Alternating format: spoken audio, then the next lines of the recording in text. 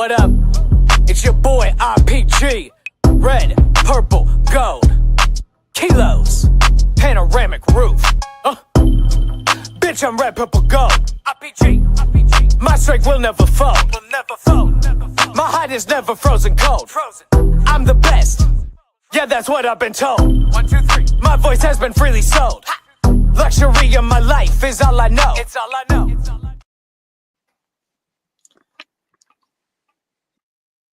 All right. Good morning, everybody. I hope that you are all having a fantastic day. I appreciate everybody that is here, that is live in the audience and that was sitting there waiting for us. I very, very much appreciate it.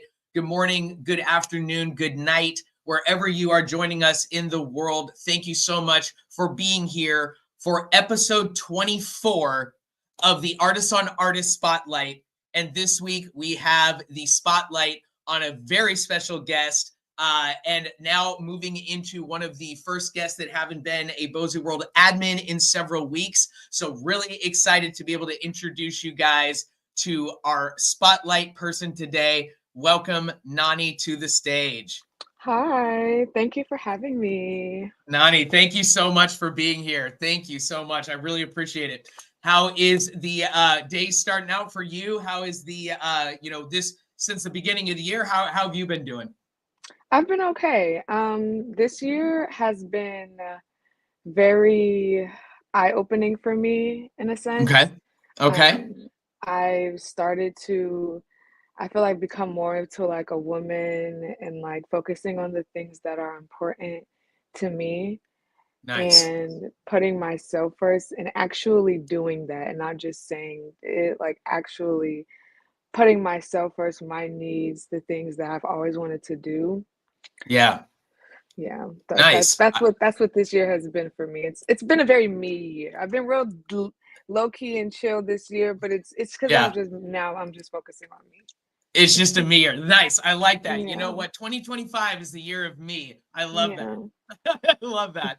Okay, that's awesome. Well, and so again, guys, now we're going to get into our, normal conversation, our normal topics that we do, but you guys know how I like to be able to start it, get it going with some music, especially now that we're, this is the earliest episode that we've ever done in the sense of when we're starting time-wise and all of that. So really excited to be getting the day started this way. Definitely feels like a really, really good pick-me-up. Like I know a lot of you guys in the comments were like, ooh, got my first cup of coffee. And I'm like, nope, I've got Artists on Artists, baby. That's what I need to get me going in the morning. So Nonie, I wanted to be able to ask you. So we've got 2 songs for you that we have that we're going to be listening to today. We've got D1 Slut and then we've got Make It Pop. Which one would you want the audience to hear first to get their bones moving and shaking a little bit? Play D1 Slut. It's already D1 out. Slut. Okay. I didn't put it on like a streaming platform because I'll get into detail about it later, but D1 Slut's more of like I wouldn't call it like a throwaway, but it was more of like an emotionally charged song at the time. Okay. Gotcha. So if you want to hear like something like that, like if you want to get to know me, like the type of vibe I am, plus also seeing how maybe far I could go in a sense. This is like where that gets a nice little balance. Okay, very cool. All right, guys. So again, let's get the morning started out right. You've got that coffee. Let's get some music going in your headphones as well. So again, this is called D1 Slut, and this is actually out on YouTube right now, so you can be able to go and find this. But like she said, not out on streaming platforms yet. But this is one where I was able to go find the song online, but she did actually send me both files. So we're just going to play that right now. This song is called D1 Slut.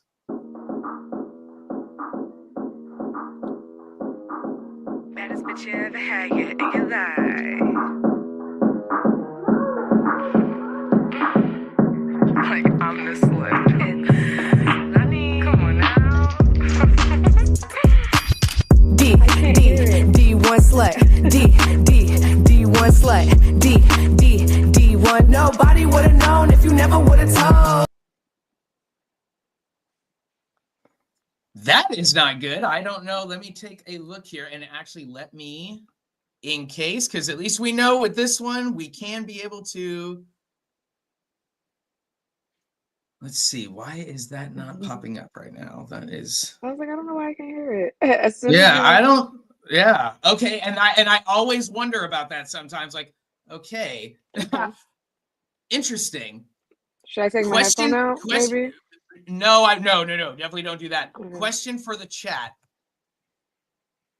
Can you hear the music? Were you guys able to hear it? Because somebody was like, "It's Nonie," so I'm like, "Oh, okay. Well, they must have heard that part." Let's just check, because at least we know that. Worst of the worst. All right. If we can't hear it, well, at least they can hear it, and okay, that she is. can hear it. They can hear it. Okay, that's all that matters then.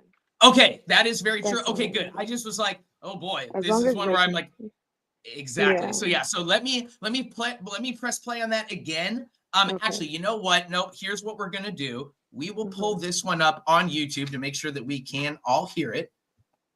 And let's go. I'm sorry, guys. No. This is what happens when you do have the live in the moment audience. Like you never know what might never know what's gonna happen. Yeah. But that is also kind of what makes it fun as well. So let me share my screen with you guys really quick. Got the song pulled up. Share that. All right. And let's add that to the stage to make sure that we don't have any actual listening problems. All right. So let's take a look. All right, guys. So let's play D1 Slut. And again, let me know if you guys can be able to hear this. I can hear it. Perfect. Baddest bitch you ever had yet in your life.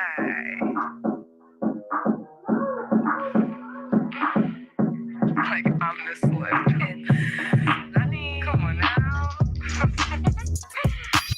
D1 slut. D1 slut. D1. Nobody would have known if you never would have told. D1 slut. D1 slut. D1. Nobody would have known if you never would have told. D1 slut, ho, I was in your guts. Bitches always talking shit but never say too much. Baddest bitch you ever had yet in your life. Why she so heated, they see Nonie and they see why. Only keep real ones around me. Bad bitches from the start, we a different pedigree. I tried to be mature, but you put pedal to the floor. What a boy, now you made me use my pen out of fours. Thought a little move did something, but it did nothing. Big flop, boring. I really hate addressing this shit. Told the whole world now I think she's stressing this shit. And if I had another chance, I'd probably do it again to show I'm big sis. I always win. It's a shame that I never hold your hand again, cause I see a few tens and I'm thinking they a couple of your friends. D1 slut. D1 slut. D1. Nobody would have known if you never would have told. D1 slut. D1 slut. D1. Nobody would have known if you never would have told. Yeah, bitch. I tried to keep it cute, you know, I let you do your little 1-2 or whatever. You know, I don't really get into here, you know, I don't really do this on a daily, but you know, this shit is like therapy to me. I had to keep it real cute with you too, you know, showed you how to do a little thing or two myself. It's a million different ways to get a bag, but, you know, that bippity boppity boo shit don't stick, bitch. We laughed at that. Me and my friends laughed at that. You said this shit in the group chat, Mookie. Try again, bitch.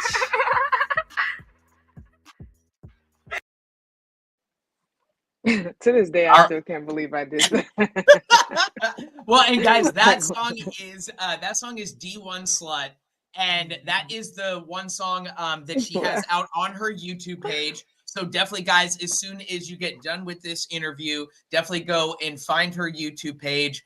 Get subscribed, get signed up. Definitely follow this incredibly talented artist, because I can still remember when you came into one of the first Bozy World reviews, and I don't remember if you came in the first time with Make It Pop or with D1 Slut, but and I was talking about this in my live that I had done yesterday, kind of just letting people know, hey, you know, we're going to be going and having the next interview with you tomorrow.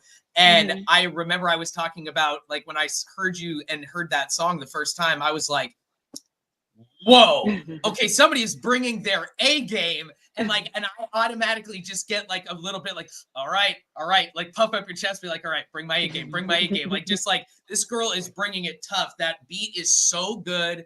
Your flow is just awesome. And that's also because, and for some weird reason, and I hate that it's like this, but whenever I'm putting out like the marketing, I can only use songs that have actually been released onto streaming platforms. Like if it's only on SoundCloud or if it's only just on something only like YouTube, where it's not through YouTube through the distribution. For some reason, I can't be able to pick it up. But every time I heard you, I was like, okay, well, it's got to be like when I was thinking of who I wanted to pick as the artist to like, not even like represent who I think you are, but just in the sense where I'm like, okay, it's got to be something like really tough, really big. And so, you know, it's just, I love that song and I love like your flow and just like how fun that song is. Like, you know, like it, I don't know. I mean, it just has such a good vibe to it. And like I said, when I heard it the first time at reviews, I was immediately like, oh man, I gotta step up my game. Like, I don't know if I'm coming hard enough. Like, man, like, you know, like I really felt like it was like, damn, this is like legitimate,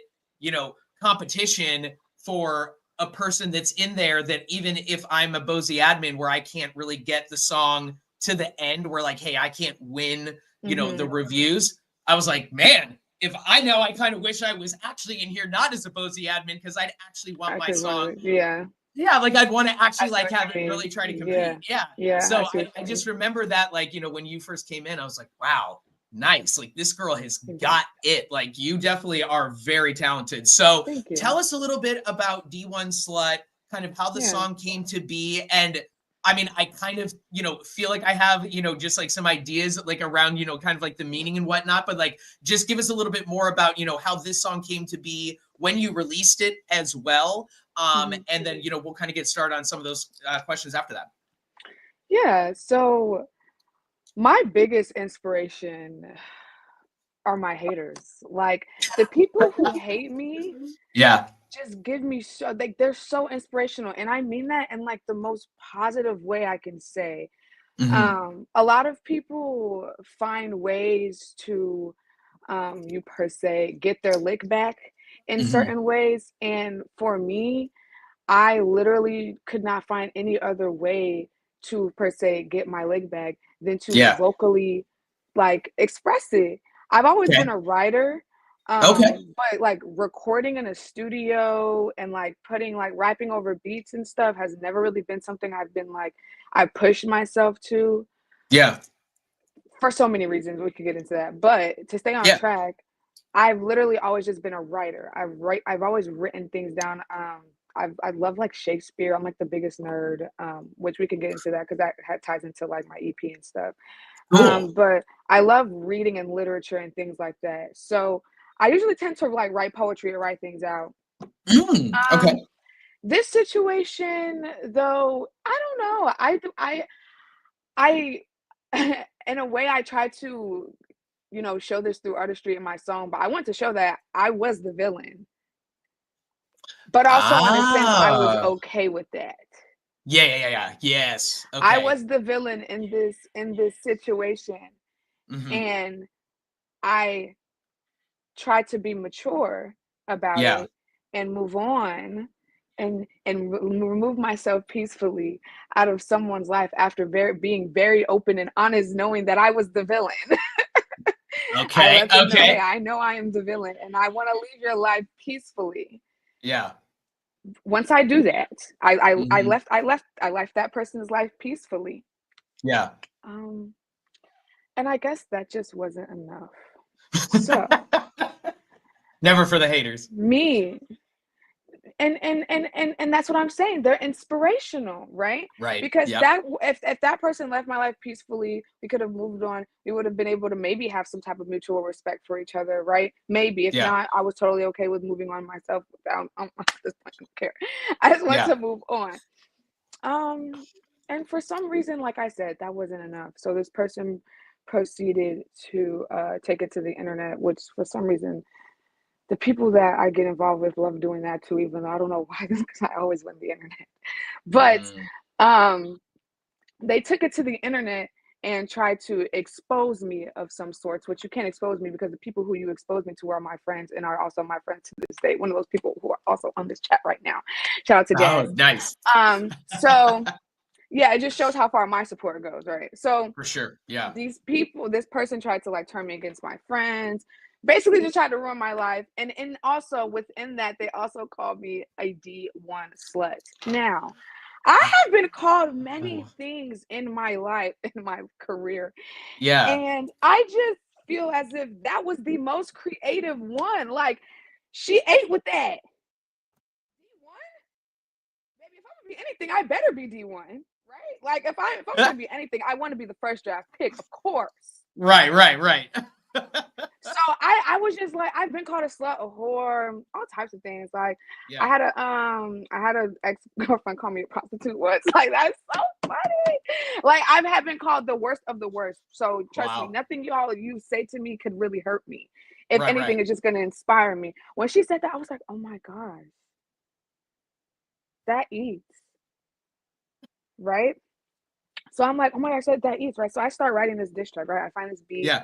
I start writing this diss track, right? And it's for funsies. Like, it's for funsies. I'm having so much fun writing this diss track. Like, yeah. I write music. I write poetry, but like this time I wanted to be, I was I don't know. I was just charged up. I don't know. Love it. And so I'm writing a song, finding a song, you know.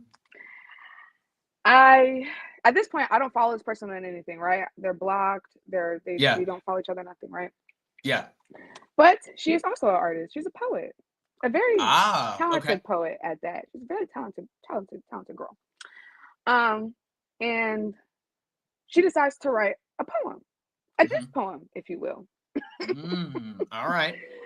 And I don't know, like it was she did her little one too. Like, it was inspirational, but I also like if it was bippity boppity boo shit. Like, it was just like it just was just like, right.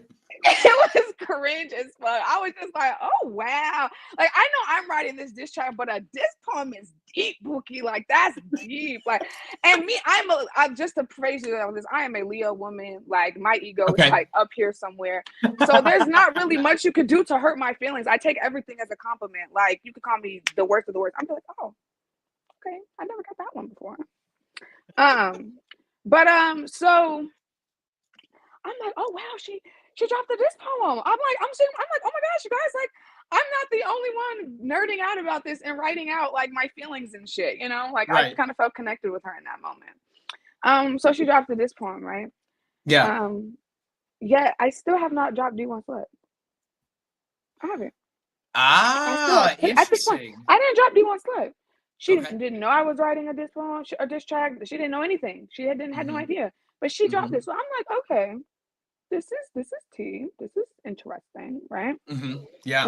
We have mutual friends and things like that and whatever, but they didn't know about it yet. So, you know, time goes on and I have this diss sitting in the vault. Like, it's just sitting there. Like, it was really, once I got it out, I really didn't feel the need to put it out, right? Like, I'm like, okay, this is also pushing me to write an EP that I've always wanted to start on, but now I'm getting even more inspiration because the whole EP is based around my haters and things like that. So I'm like, this is just giving me like a little bit of a catapult to finally fucking do that. Like, I might as well just do it since I'm in this mode now, right? So totally.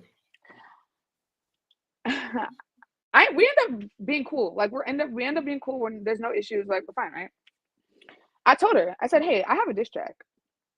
I'm gonna put it out. Like, I'm just letting you know. Like, I told her, I was mature enough to tell her I was gonna put it out, whatever. And she's just like, okay, like, cool, whatever. And I'm like, oh, and I saw a little poem too. Like, I made a note. Like, it wasn't like I didn't see. I knew it was up, but this track was written before. So time goes on. I'm previewing my music on TikTok Live. My song gets leaked. D1 Slut actually got leaked. It got screen recorded, and I found out that people had already heard it, and the people that it was, the person that was meant for possibly already heard it. You know, people denied that it got sent, whatever. I ended up cutting all these people off, and that's why I posted it. When I posted it, was so random, and nobody was expecting it. And I said, since I got everybody in the frenzy, D1 Slut out Friday, And so I had posted it Falling Friday. I forgot what day that was, but Mhm. I had posted it, and yeah, I just had to get it out because once I finally found out that, you know, people had already heard it, she had already heard it, and I'm like, well, I'm just gonna put it out then. And that's when I also let them know, like, my EP will also be coming out sometime this year too. So Gotcha. Okay. yeah, Wow. that's Wow. D1 Slut. We're also working on a remix for it right now. I have someone who wants to get a remix for it, and that Nice. is actually, I'll give y'all, so people who are on here, y'all will know the tea. We are actually, the reason I haven't put out a visual for D1 Slut is because the remix will be the visual. So Gotcha. it'll be Okay, a nice. surprise verse that no one's heard. Not from me, but from the person who's on it. And yeah, I'm excited. It's gonna be fun.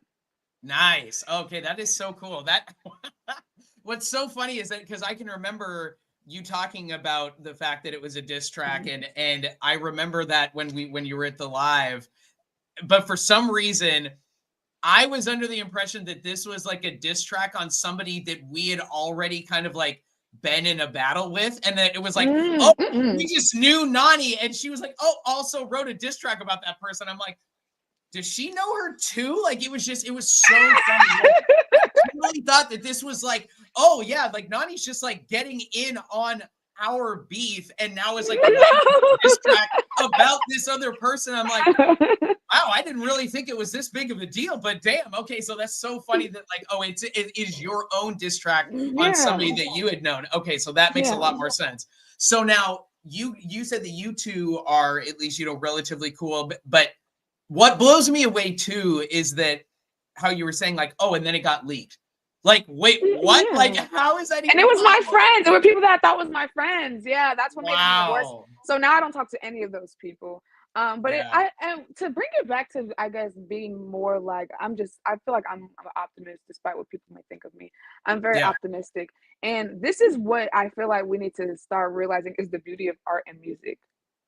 Like there's such a light side to it as well as a dark side to it, but Yeah. within all of that, it's still a beauty to it. Like not only were me and her able to express our emotions in ways, and that poem revealed a lot of things that I didn't know about her, and maybe it revealed a side of me that she didn't know about me, whether she heard it or not, I don't really care.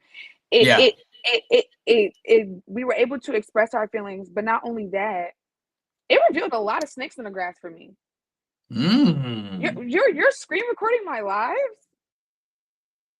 Like seriously? Yeah. And these were people who acted like they were just so mutual in the situation, and it's just like, no. So it revealed a lot of snakes in the grass for me. It opened up my eye about things, but also it could also do a favor to those people because maybe I wasn't necessarily meant to be on their path anymore too. So maybe I just happened to be the villain, and I'm okay with that because I believe in the truth. I care about the truth, and as long as the truth is out and everybody's honest, everybody know what's up. Okay, you know what's up? Y'all know how I really feel. If you want to know how I really feel, and if you don't know how I really feel, there's a song for that. But at the end of the day, we can all move on with the honest and the truth being out. Even if I'm the villain in your story, that's okay. The universe knows that I can handle that, so that's why I was the villain. Gotcha. Okay. There's just a beauty in that, but that's music, right? That like a lot of that wouldn't have happened without music being involved, and I just think there's such beauty in that. So. I mean, absolutely. And I think that there is, you know, I mean, I think, and I mean, I guess it's just an easy way to kind of make the distinction, but I mean, it's very similar to that. Hey, do you want to be the Marvel superhero where you focus on the hero, or do you want to be the DC where, hey, it's about the villain? Like this story isn't about you falling in love with the amazingness of the superhero. It's about how dark it can get because the villain like makes it that way. So I really do like that. And now for you generally, was it more like this song and this situation kind of painted me as the villain and I accepted it? Or do you kind of take on that role in a lot of ways in general, like for life-wise? Okay. Oh, yes. In life, it's crazy because when people describe me, they will describe like, oh, she's a sweetheart. She's so sweet. She may be a little sassy, but she's so kind. She's so nice. Like I have be kind tatted on me. I'm so kind, whatever. But whenever it comes down to like heated situations or heated moments, or like when things are just like, it's so easy for people to paint me as the one in the wrong or the villain. And I don't take that. I'll be like, I'm okay with that. Because I am the villain. Everyone's a villain in someone's story. But I noticed that I'm often the one that takes that on, and I'm just like, but I'm also the one that people come to to take like for issues and like when if they're having tough situations in life and stuff. Like I am usually the person that people escape to as well. Gotcha. So Okay. I don't know. I feel like I do have like a maternal thing about me. Yeah. But I think it shows a lot in my friendships because like a lot of people use me in that way. And then it's like almost like a mother. Like when you don't need your mom anymore, you kind of just go. You leave the nest. Right. Yeah. Okay. I mean, yeah, that's true. But I guess in a sense, I mean, it's definitely good that, you know, like you said about the song that you found some snakes in the grass, because sometimes, man, woo, they hide themselves well. Yeah, but it's okay because I'm big sis. So there we go. No, I like that. Okay, and so now let's shift gears a little bit and let's just get into something super easy and simple. And that's kind of talking about, you know, you and your name. At least when it comes to the artist side, because you know, for Nonie, you know, one of the things that I always like to be able to ask. So when you released, you know, D1 Slut, and just in a general way, like, is Nonie the only moniker that you've ever gone by? Have you had another artist name that you know, had maybe used in the past and now it's evolved into this? Like, give us a little bit about that, you know, kind of that evolution of where the name Nonie came from and, you know, how long you've been using it. Yeah. So Nonie was my name before my parents could actually give me a name. Okay, gotcha. They gave me that name when I was in the womb. I wasn't even born yet, and they called me Nonie until they could come up with a real name for me. My real name is Nasir. Okay. So I was also named after my dad's favorite rapper, Nas, and his name is Nasir. Okay, so, that's where my first thought was. I'm like, oh wow, like Nas? Oh, cool. Yeah. Okay. So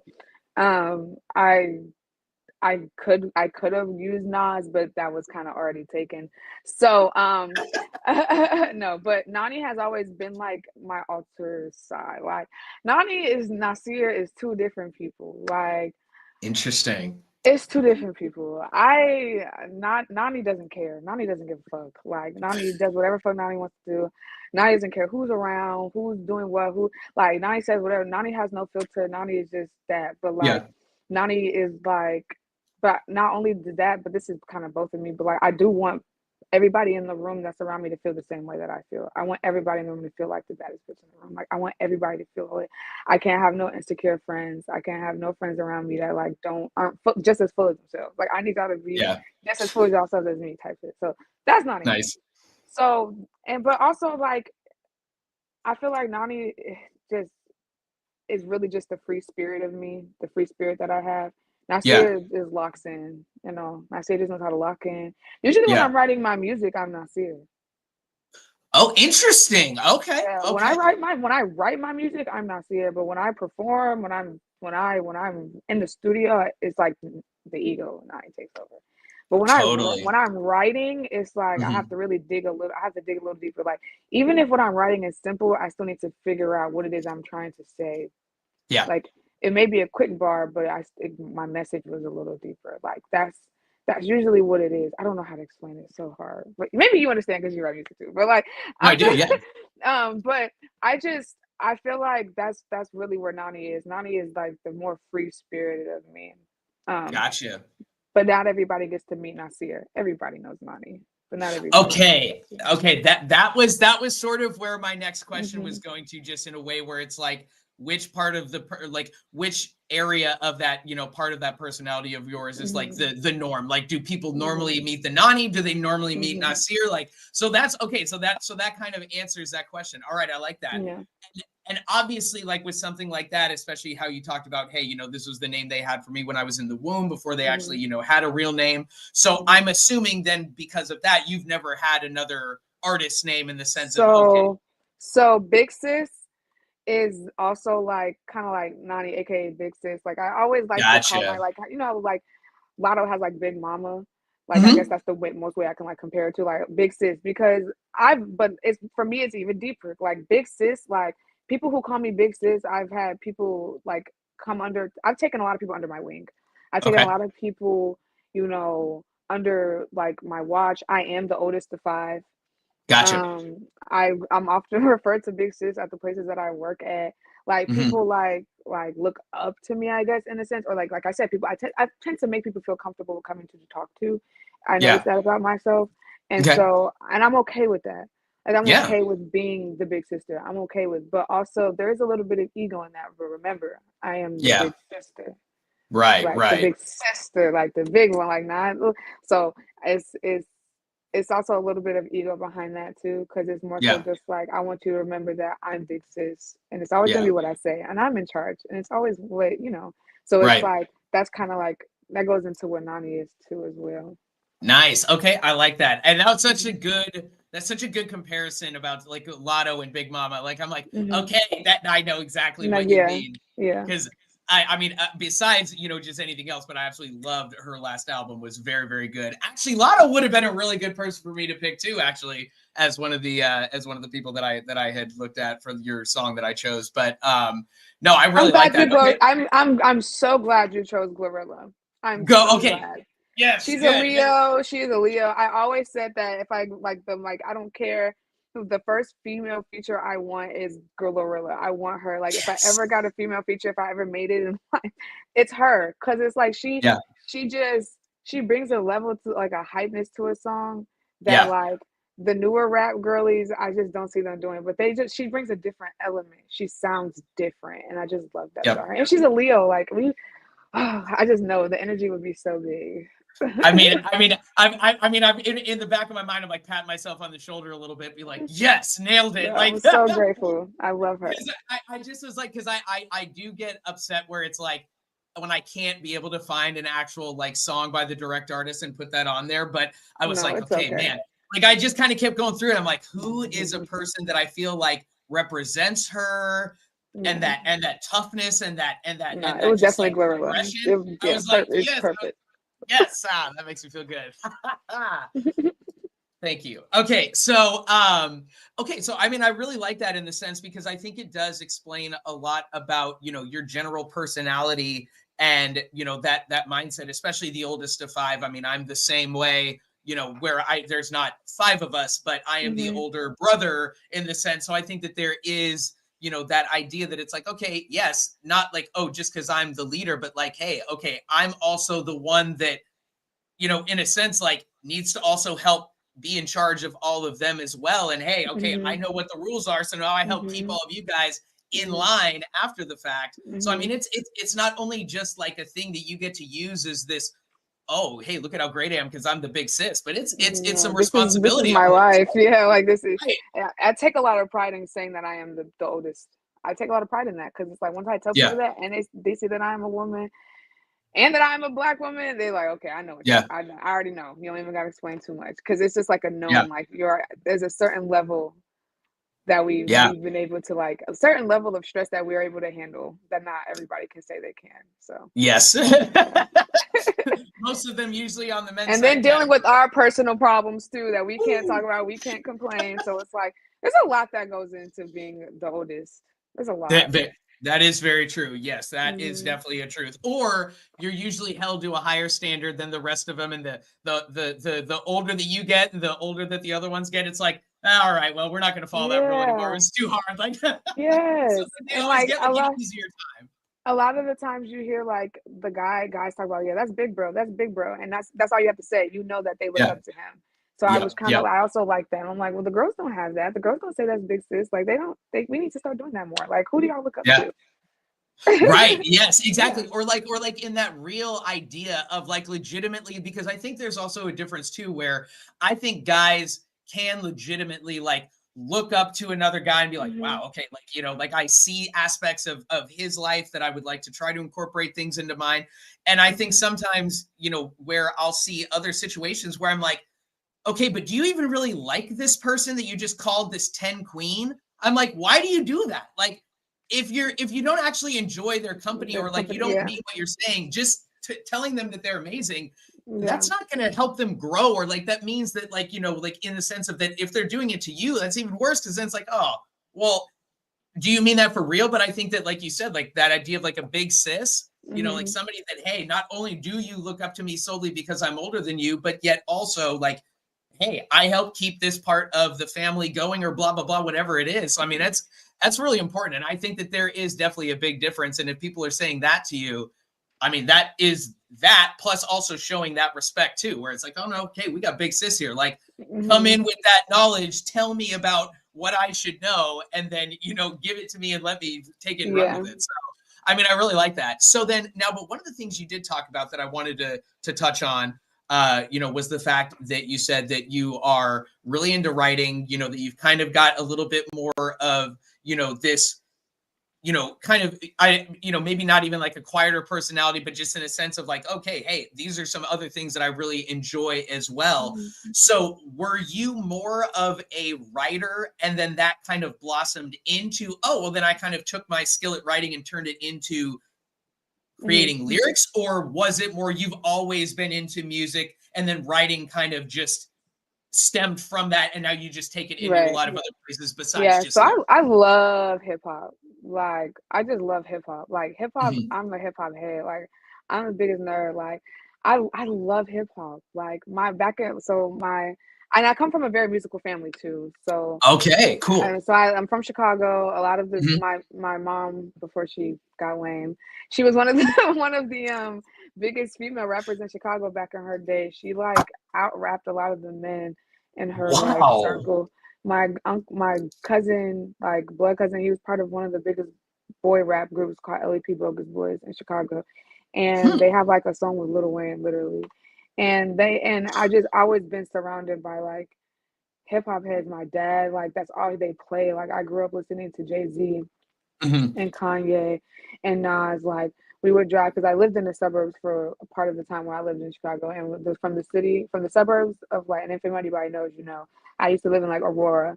We would drive from Aurora all the way to the city. And that's all he would play. He would either be playing jazz, he'll be playing Coltrane, or he'll be playing real rap and like real rap. And yeah, and that's all he played, and that's all I know. Like that's literally like, and of course I have other forms of music I listen to because my dad was very versatile with his music. We listen to alternative rock and all of that, but the main thing he drilled into us was hip hop because he wanted to show how like our people could show their wits and how smart and how clever they were in a different way, in a way that the entire world loves it, right? And he made me pay attention to wordplay. He made me look up certain words. And so when I was, and I've always been a reader. I would read like those Twilight novels. I'd read that shit in like 2 days. Like I used to like read, like it was crazy how much I used to read. It was actually insane. But I was always a reader and I love music. So the one thing I think that made me fall in love with like starting to like write was J. Cole. Okay, interesting. Yeah, so J. Cole is my favorite rapper. But I think I was in like 7th grade and I was like listening to like Pandora. And I was like skipping through the songs. That's like the most my parents would let me do, is like use Pandora. And a song by him came up. It was a Cold World by him back in the like way back. And I'm like, what is this? But I'm like in 7th grade, but I've been listening to like rap. I've been listening to rap. But like the rap that was out was like during that time was just like the mumble rap started becoming a thing. And we started getting away from like lyricism. And so when I heard him, I was like, who is this? Like, who is this? Like, I was shook. I'm like, what is this? Like, I'm listening, and I'm going through all this stuff. I'm going through Sideline Story. I'm like, who is this? I go to my dad.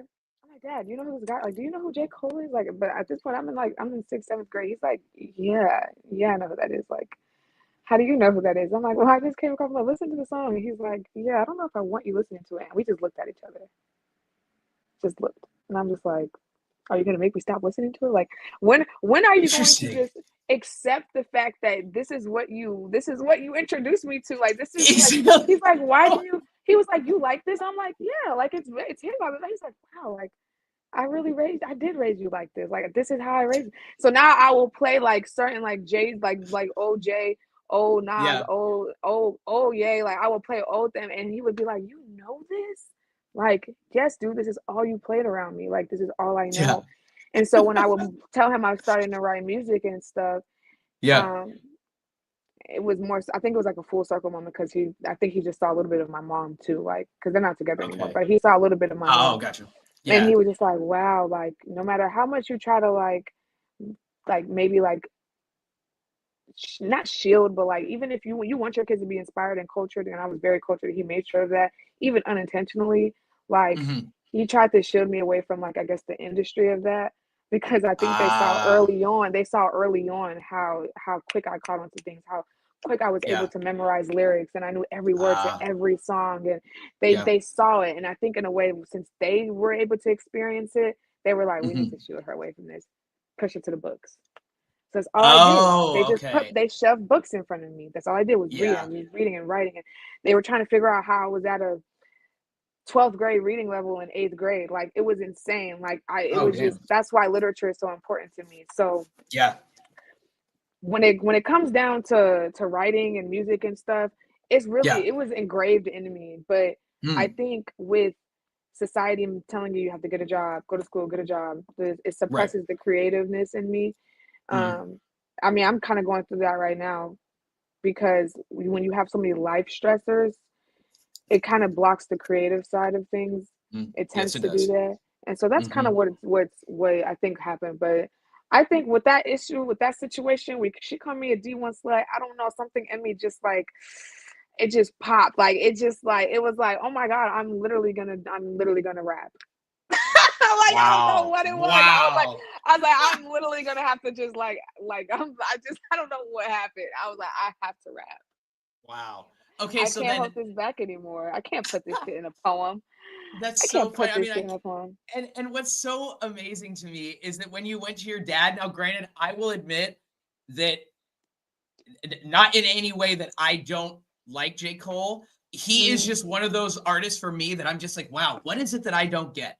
Like, I don't know why, but I That's can never okay. just, like, it's just like this That's thing. Like, okay. Taylor Swift is like that. Like, I just have Oh, some y'all get artists that. that I'm like, No, yeah, it's okay. I just don't get it. And yet It's at the same okay. time, like, when I think of J. Cole, I would kind of put him as more of like he always feels to me like, at least because he does rap very intelligently. Like he doesn't try to just, not every song always feels like you're talking about one of the five things, like girls, guns, like, Yeah, yeah, like yeah. drugs, the partying, whatever. Like, and yet it always feels like he's also more almost like to me, like PG-13 rap. Like he Actually, doesn't no. usually J. Cole actually raps viciously in the most intelligent really. way. Yes, his raps are Okay. actually Okay. vicious. Like he actually says the most insane things. I feel like, and this is like, I'm so sorry. I don't want to say this like offend or anything. I genuinely feel like there is a certain level of like intelligence you have to Yes. be at to really just understand him. And I feel the same way about Kendrick too. That's why I can't listen to too much Kendrick because baby, I'm not finna pull out a dictionary, a thesaurus, and an encyclopedia to figure out what you're finna tell me. But Right. I can respect that. But J. Cole Yes. is more of like my person that I would say I look up to. He's my king of rap. I call him like the godfather of rap because I feel like he Nice. single-handedly brought back hip hop. But like I feel like with him, you have to be at a certain like relation level. And that's why I'm okay with the fact that you don't get J. Cole because J. Cole is not for Right. everybody to get. Yeah, Like totally. I'm so okay with him having a small fan base. I don't want him to be a mega ultra like super like I don't want him to be a Taylor Swift, I guess you could say. I don't want him to Totally. have like an insane fan base. I don't want that because it's a very niche type of people who can hear Totally. J. Cole and relate to him. Like he put out a song. He's the only rapper that's ever been able to make me cry. Like of course like Wow. vocalists have made me cry. Yeah, yeah, yeah. But like a rapper can't really make me cry. He's the only rapper. When he put out Port Antonio, I cried. Wow. I've never related to a song more in my life. Wow. I was like, oh my God, this man has like, do you like watch me at night or something? Like, what? How did you like? And in one of his songs, he says it too. He was like, I perform in front of people who know me better than I know myself. And and when he said that, it was like, I'm so grateful you know that. I'm so grateful you said that because I be feeling like that too. Like, I feel like you don't Yeah. even know me, but you know me, and Yeah. that's why J. Cole is so important to me because like Oh, absolutely. he knows how to bring up the issues around the world, and like you said, he's very intelligent. But Yeah. that man's not PG nothing. I don't know why people be thinking that. Like y'all have to really y'all not hear what he says. Like he's just saying some of the craziest shit. But that's why I feel like sometimes that's why like I feel like some people don't really sit down and really listen to his catalog. His catalog is vast. He's just Yeah. not as mainstream as people. He's not in the media. I realize when people aren't in the media or aren't talked about a lot, people aren't really Yeah. paying attention to their music as much as they should. I mean, that's 100% the truth. I mean, because I think with J. Cole, like, because I first heard about him with Born Sinner, and there was like 4 or 5 songs on Born Sinner that I'm like, this is a really good, like this album is pretty good. And then I think it was maybe more just like the timing or just other people that I was like more into at the time, and then it just sort of just like the zeitgeist just kind of like, okay, yep, and I just started like picking up with other people that I'm like I think it was the what was the one where he's sitting on top of that roof or on top of the garage door? Like, yes, that album. Like that was an album that I remember when that dropped, like everybody and their mom was talking about how good that this was album his mainstream album. Yeah, that was his mainstream album. And I went and listened to the album, and I'm like, and I got like 4 or 5 songs in. I'm like, again, what do I not get? Like, I just didn't think it was that good, and I didn't get why everybody was like so about it. Here's my thing. I want to know, like, I think a lot of times too, what I've noticed, you know who I didn't get at first, but now I fucking love? And everybody's like, really? You? Tyler, the Creator. No, I'm the same. Yeah, I didn't he's get a little him too weird. at first. I didn't get him at first. I'm like, what? Is this man eating a roach on Turn it off. Yeah, right. But now, as I matured, and I've gone through some shit, I listened to him, and his last album made me a fan. Capital FAN fan. I am a fan. Really good. Like, he made me a fan. Like, I was like, oh my God, he was on his Kanye shit. I was like, this man is incredible. I was like, no, like, this is it. This is what we've been missing. He is what we've been missing. We need more of this. Like, we need so much more of this. But Tyler, the type of evolution Tyler had comes a dime a dozen. But I also realized it has a lot to do with maturity as well. So maybe now, if you go back and listen, it may be a little different, and you just listen from like a different perspective, and you genuinely listen after like, put your what's it called? Bias. Your assumptions away, like what you've heard in the past, what you think, anything you think of him, just listen to it. Just like if I'm like, hey, RPG, listen to this song real quick. Just kind of listen to it as like that. Don't listen to it as an artist. Literally, I have to tell you that too, because I've been doing the same thing. Trust me, I'll be ready to break shit down. Trust me, I know. I'll be like, let me just listen to the fucking song. Sometimes I have to tell myself this year, just listen to the song. You like, I sometimes you just have to do that. So listen to it. I would say, I'm not gonna lie, I would honestly say you should listen to. You should listen to. I want to say listen to Sideline Story so bad, but like, okay, listen to Sideline Story. Listen to that mixtape. That was like a little mixtape era, but then go straight to Born Sinner again. Okay, start. I will. Okay, I will. Yeah, because I mean, and it's definitely. Ain't no way you didn't like. Ain't no way. No, I love that. I mean, and I think, okay, and so like for you individually, you know, when you're thinking back, and I mean, especially in the sense that, you know, with your name, but then also just, you know, growing up as a hip hop person, but like the fact that both of your parents were like in the industry, like making music, like doing that whole thing. How old were you when you like, and not in the sense like, oh, D1 Slut was the first one that you actually like released and put out there, but like how old were you when you actually made your first song? Or was that D1 Slut? My first song okay, well, my first song I wrote was D1 Slut. The first song I guess you could say D1 Slut and Make It Pop was kind of happening at the same time. Okay, gotcha. All right, gotcha. Yeah, I feel like, I wrote, I'm trying to think, because Make It Pop was like not an extension of D1 Slut, but I feel like there was more shit that I wanted to say on D1 Slut that had to do with that situation, which is why I wrote Make It Pop.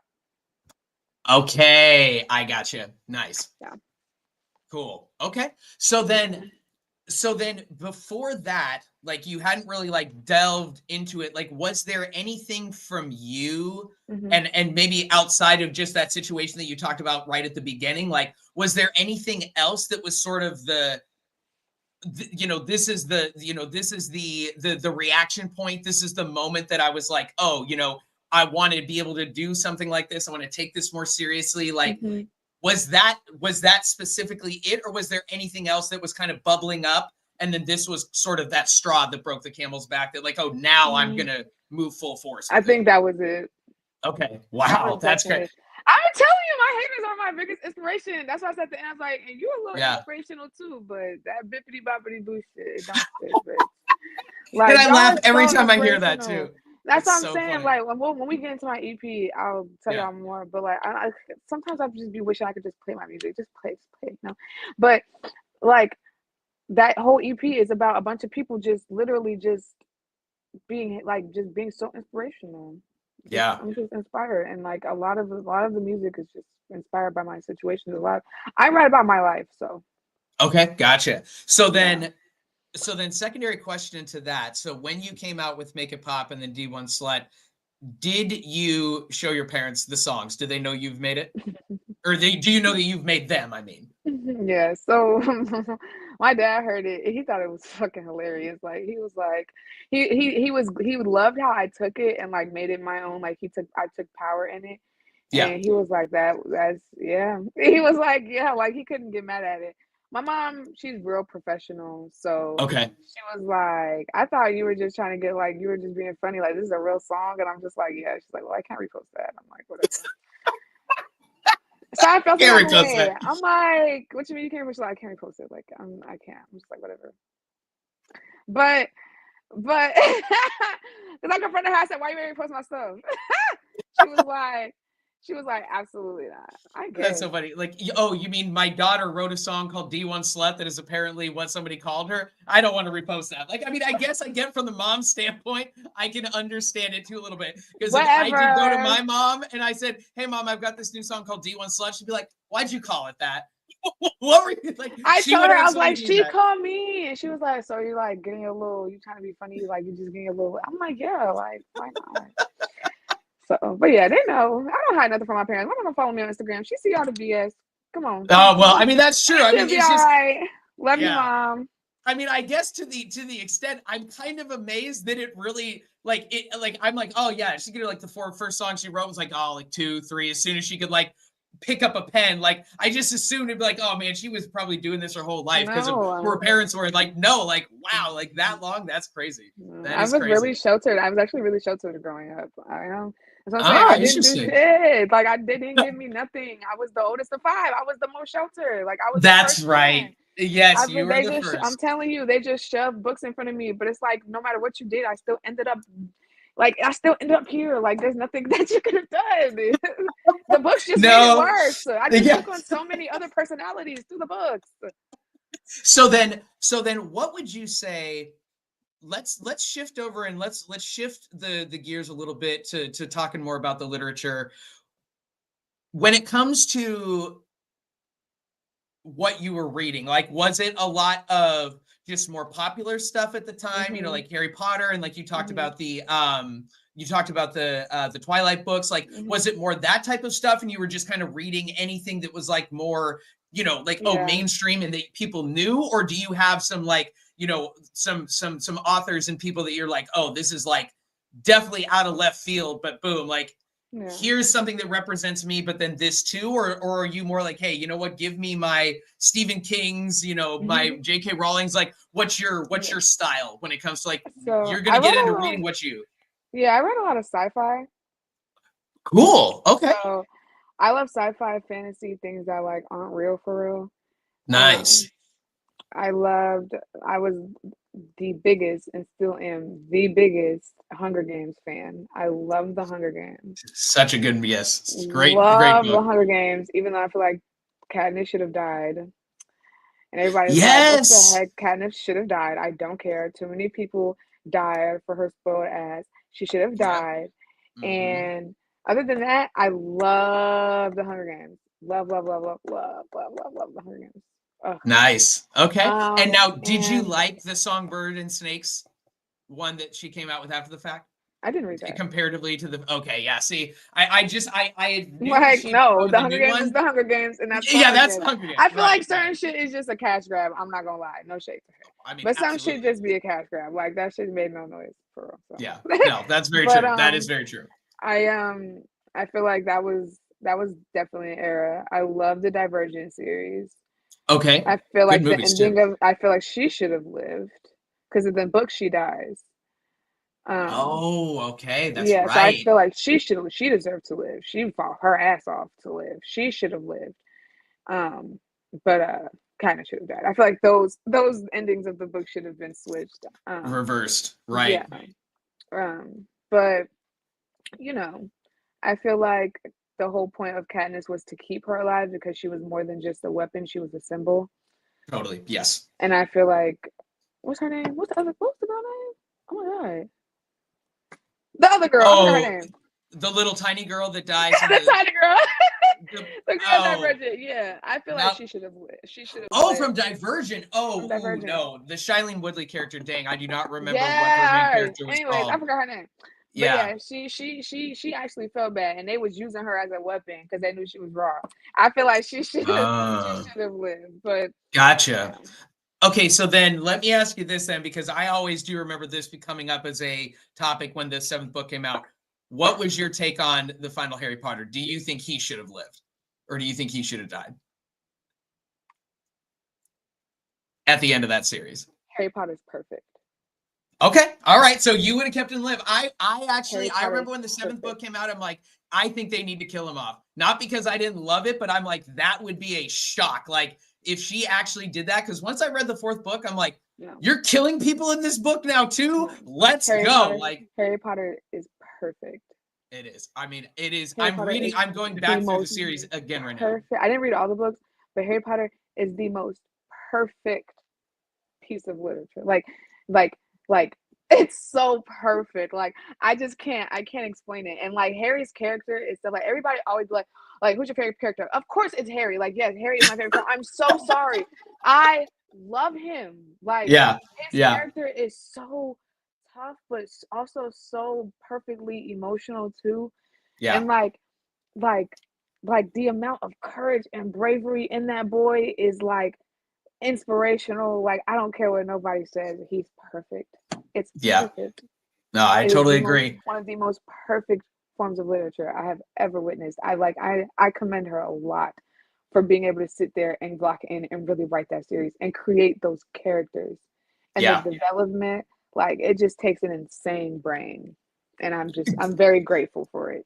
No, absolutely. I completely agree. I mean, especially in the sense that like you had that much individual material. Like what? You know, like just I mean, especially like when you think about her writing those first 3 or 4 books when she wasn't as popular and like the name of Harry Potter wasn't as big, and you're like, my God. But like now it's like, oh, boom. But I think it really does kind of come back to what you said about like Songbirds and Snakes is just a cash grab, because I always felt like once they came out with the Fantastic Beasts, I'm like, I do not understand how you make this movie and think this is as good as what Harry Potter is. A lot of things they try to keep pushing, they try to keep prolonging because they want to move things into the next generation. But it's like, no, sometimes you just have to let that generation have their thing and then create something else for the next one. That's what kind of makes it like it makes it work. That's usually how it works. So they can be able to be like, what's that? And we can explain it to them and they can explain it to us what they're getting into. Like that's literally how generations work. I feel like a lot of times they try to stretch it. Not many things can transcend generations. Not everybody can be Michael Jackson, you know?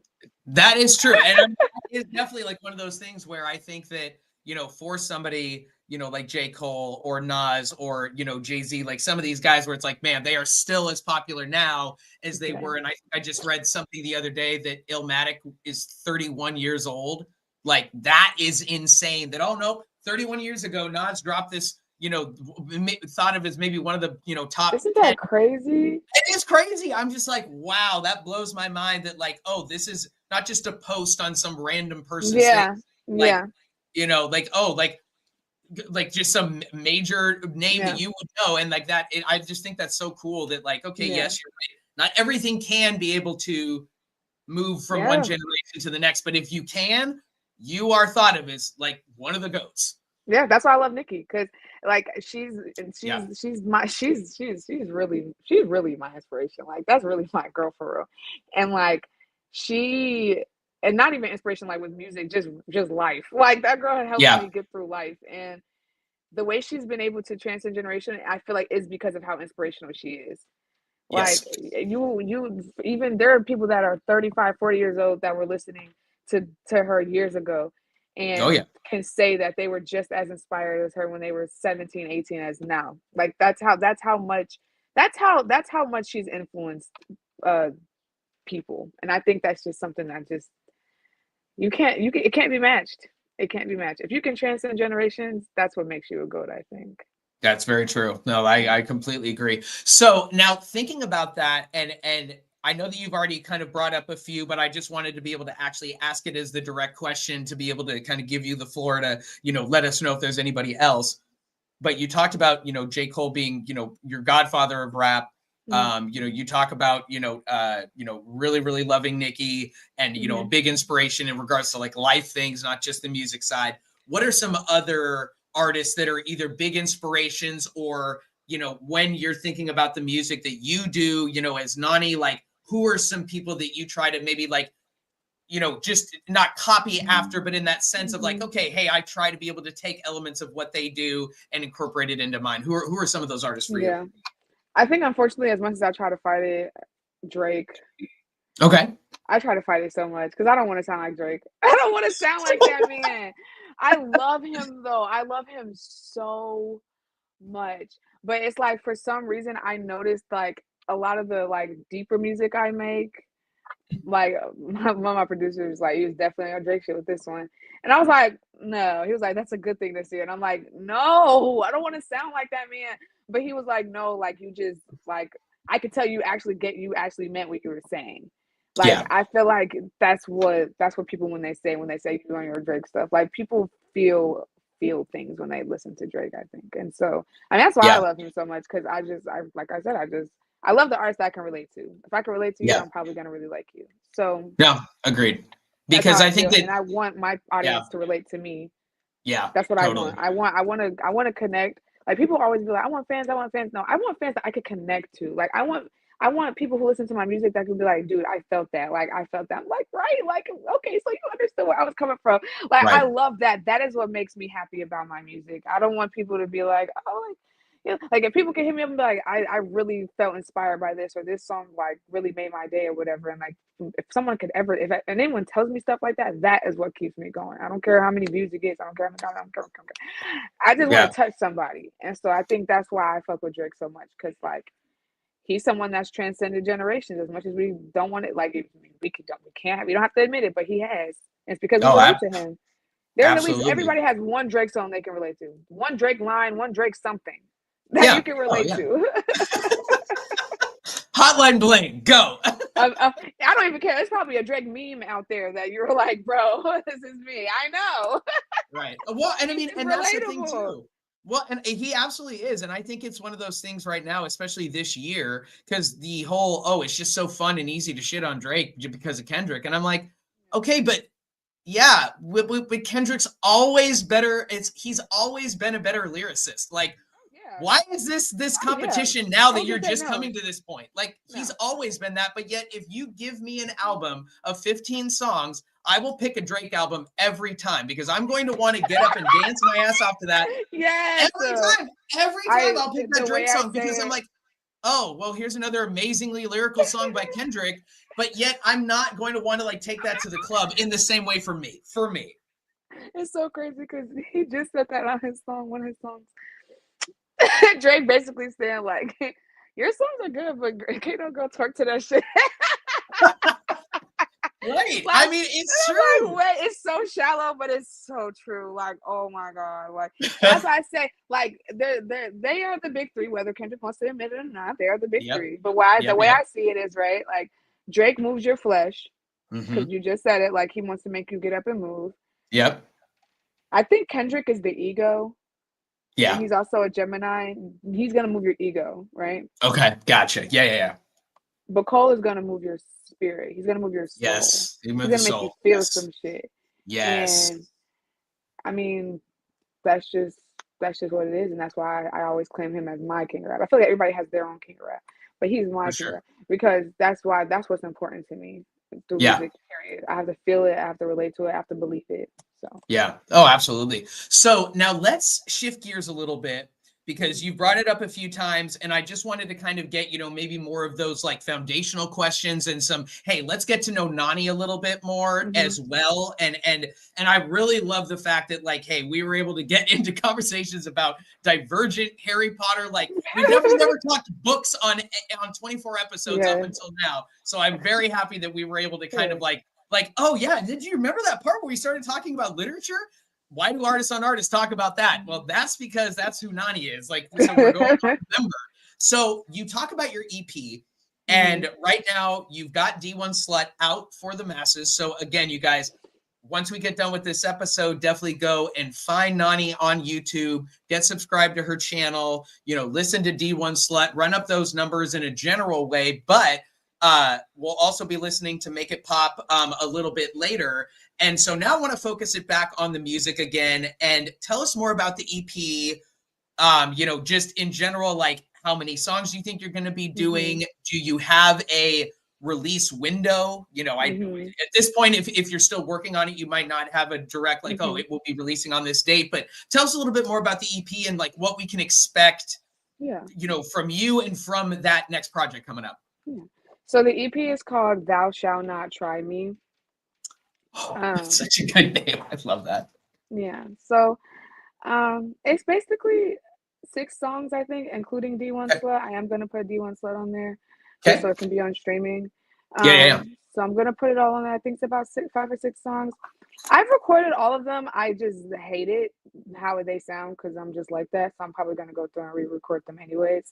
Oh, okay. The only one that I really, really liked that I did separately was Make It Pop. I did that separately from when I did like a recording session when I was recording the rest of the songs. Gotcha.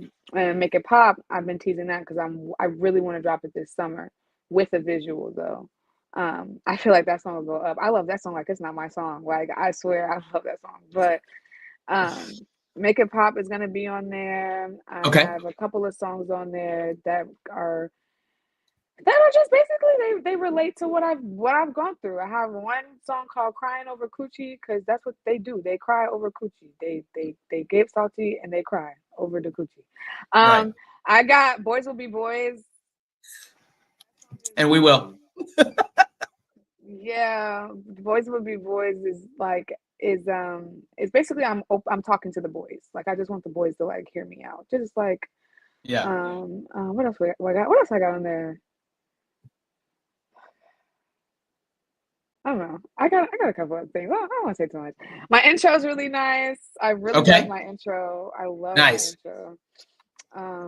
But yeah, there's a couple of songs on there that I think everyone's gonna. I feel like there's at least one song on there that everyone will like. Like at least one song that you're like, okay, yeah, this is.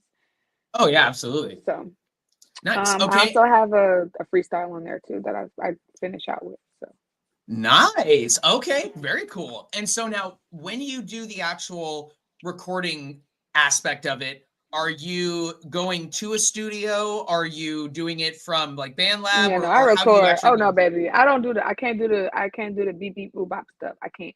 I'm not. I don't do the computers. I can't.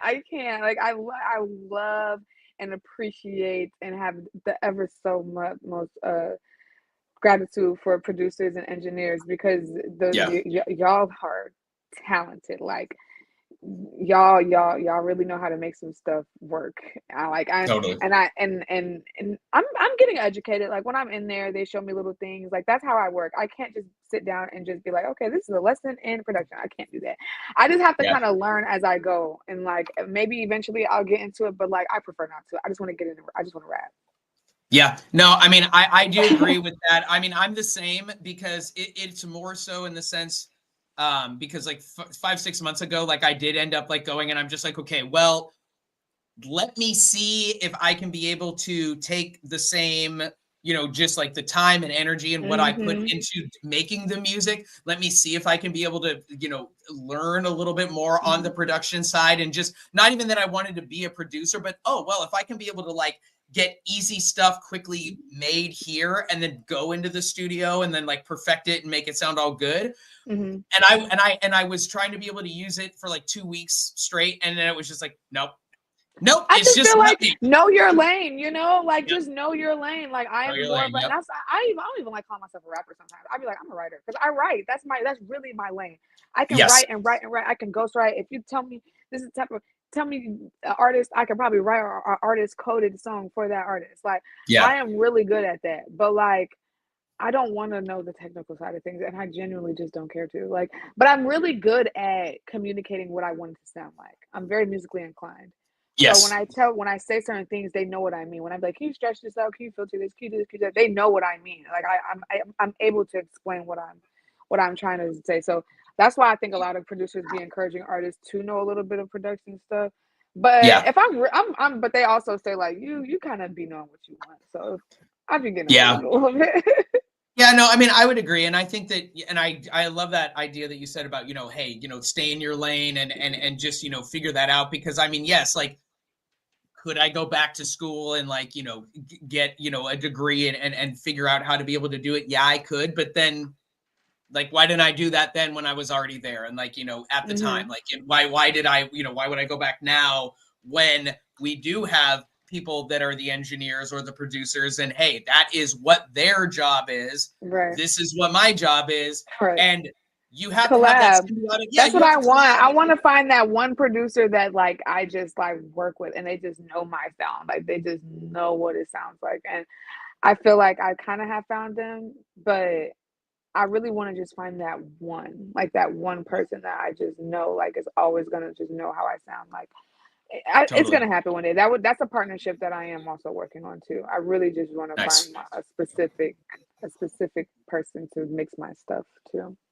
For sure. Well, and I think that it definitely is a partnership, but it's also a journey too. I mean, it might be one where it's like you have a situation where it's like, hey, everything is fantastic and good, but do you need like more, like in the sense of like with the producer that I first was working with, like incredible producer, but it was more like, but I need more from you in the sense of like, push me more, make me do more things, and I will do it. But like, if I'm 100% of the time always having to be my own inspiration, my own energy, and my own force to keep me driving, like, yeah, you can keep it going, but it's sometimes or some individual day or some individual moment, you're going to be like, you know what? All right, fine. I'm going to now give myself this break a little bit. But if you had that outside person being like, okay, but what about this? Or I just found out about this or this show or blah, blah, whatever. Yeah.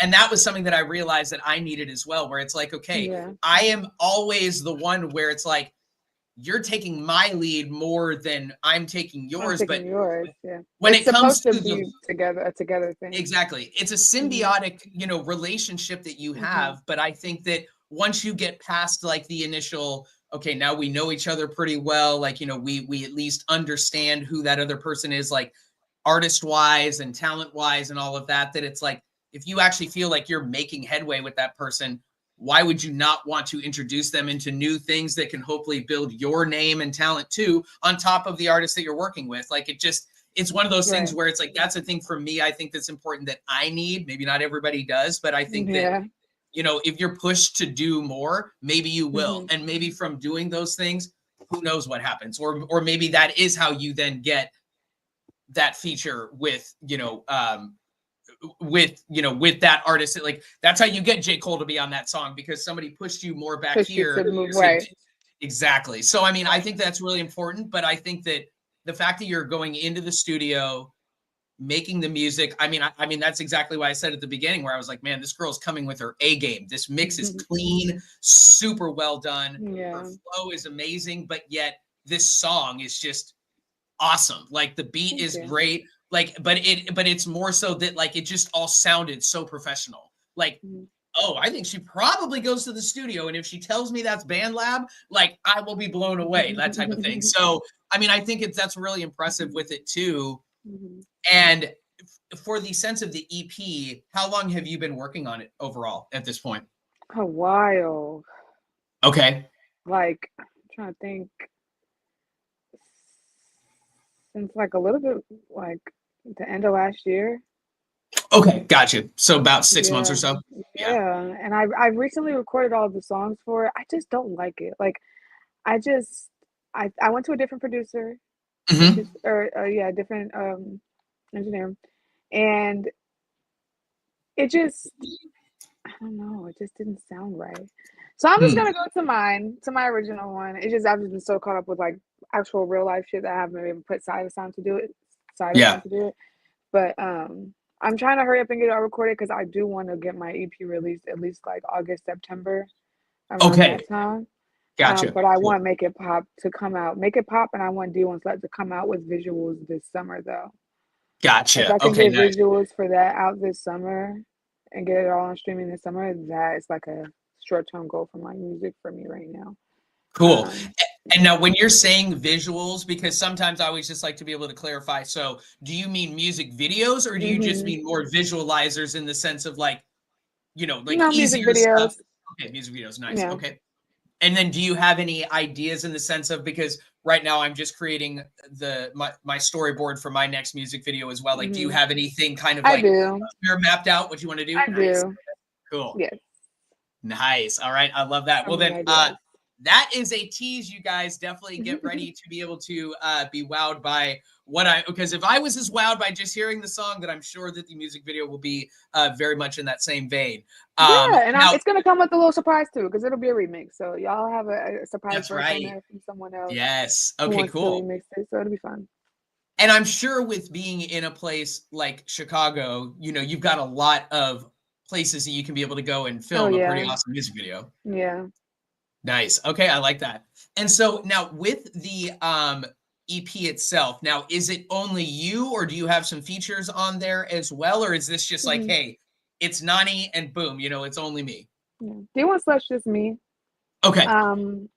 I also am currently trying to be more like I feel like during this time of posting like summer like my summer hits that I want to put out, I Hmm. also want to do like features. So that's kind of what I've been doing to help me as well. Like I have a EP full of just me because I do want it to be just me for my EP at least.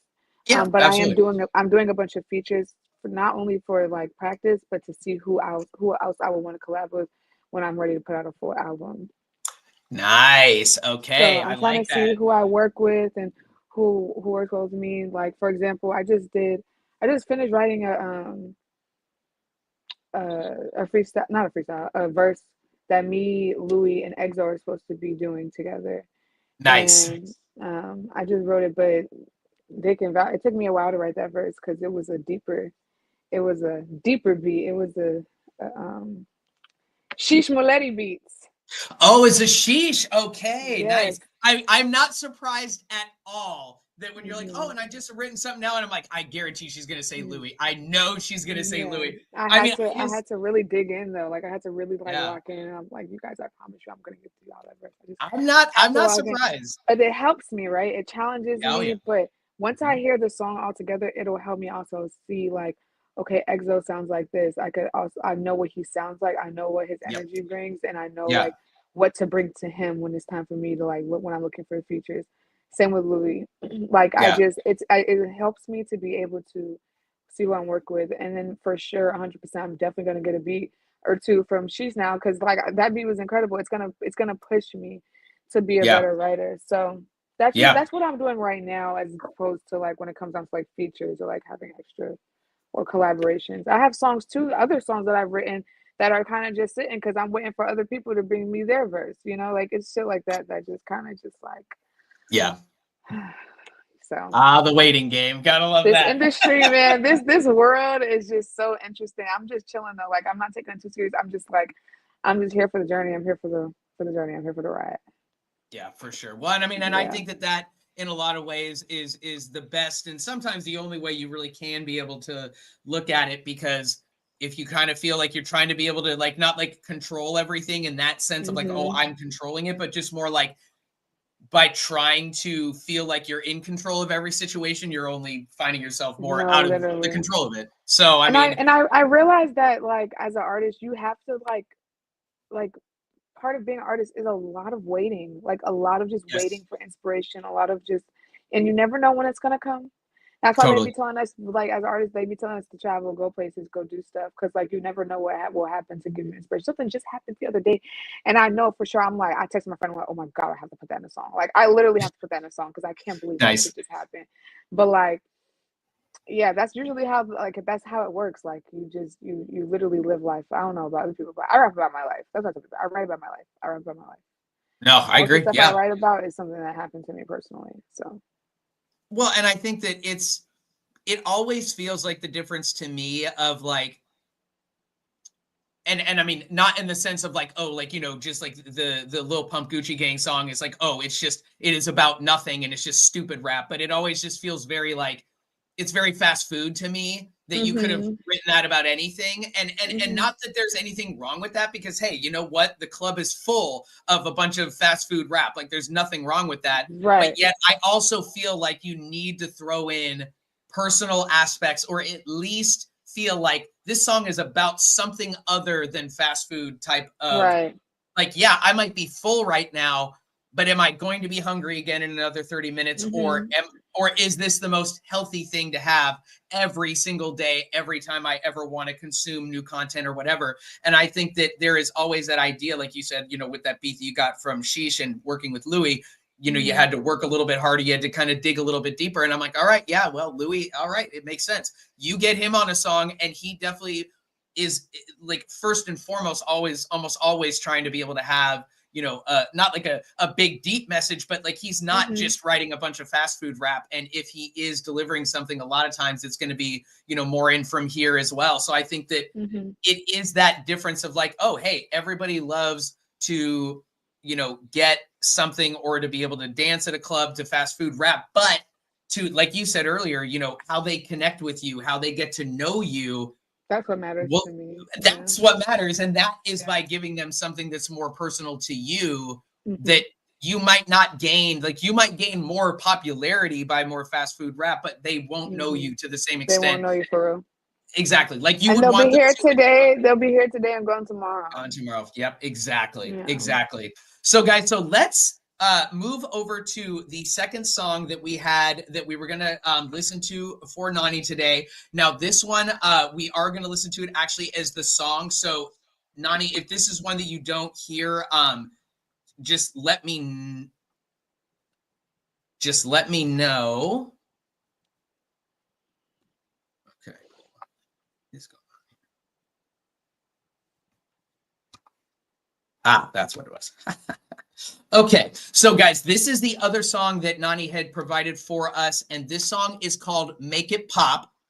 Now with this one, like you were saying, this is also going to be on the EP, and like she said, coming out around the August, you know, September timeframe, at least as of right now. Always those can be subject to change, but that's kind of what she is initially thinking right now. But this song is called Make It Pop. Bozy, turn it up.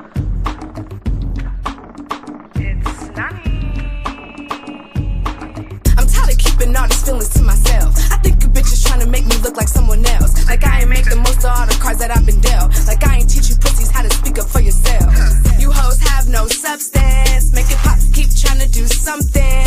On top, it's lit, we bustin'. Keep them close, might talk to your cousin. I'm from the shy, eat my pizza with a fork. Watch how I make it out here solo, no support. Knocking heads off and they spinning Taylor Port. You bitches only pop when you get pregnant or divorced. You hoes need to stop trying to replace me. N-O-N-I-E, that's who they fiend. Petite little thing, that's who I be. And all you mad assholes and go sip some tea. Pop, pop, pop, now make it pop, pop, pop, pop, now make it pop, pop, pop, pop, now make it pop. Now you bitches is some losers, you can never take my spot. Ain't pressed my pen in a minute. Now I really want to cause you bitches tried to spin it. Yes, I'm the one, always got some shit to say. Yes, I'm the one, make you have bad day. Birds of a feather, yeah, they really flock together. Could be in the same room next to me, you can never. Not even pop it, yeah, you see what I could do. Bad bitches look around, groupie bitches got the boot. You could never faze me. D1 slut, yeah, maybe. I can't have your babies. These niggas wanna play me. Yeah. Huh? What? But they never could. still swerving through my pain, you girls never would. Instead, y'all gotta pop shit on the internet. Is this 2016? What the fuck is that? Tip tap on the screen, acrylic clacks. When big sis pull up, it don't be none of that. I'm confused, ain't you bitches all about that cash? Turns out I'm the bitch with the last laugh. You hoes need to stop trying to replace me. And no NIE, that's who they fiend. Petite little thing, that's who I be. And all you mad assholes can go sip some tea. Pop, pop, pop, now make it pop, pop, pop, pop, now make it pop, pop, pop, pop, now make it pop. Now you bitches is some losers, you can never take my spot.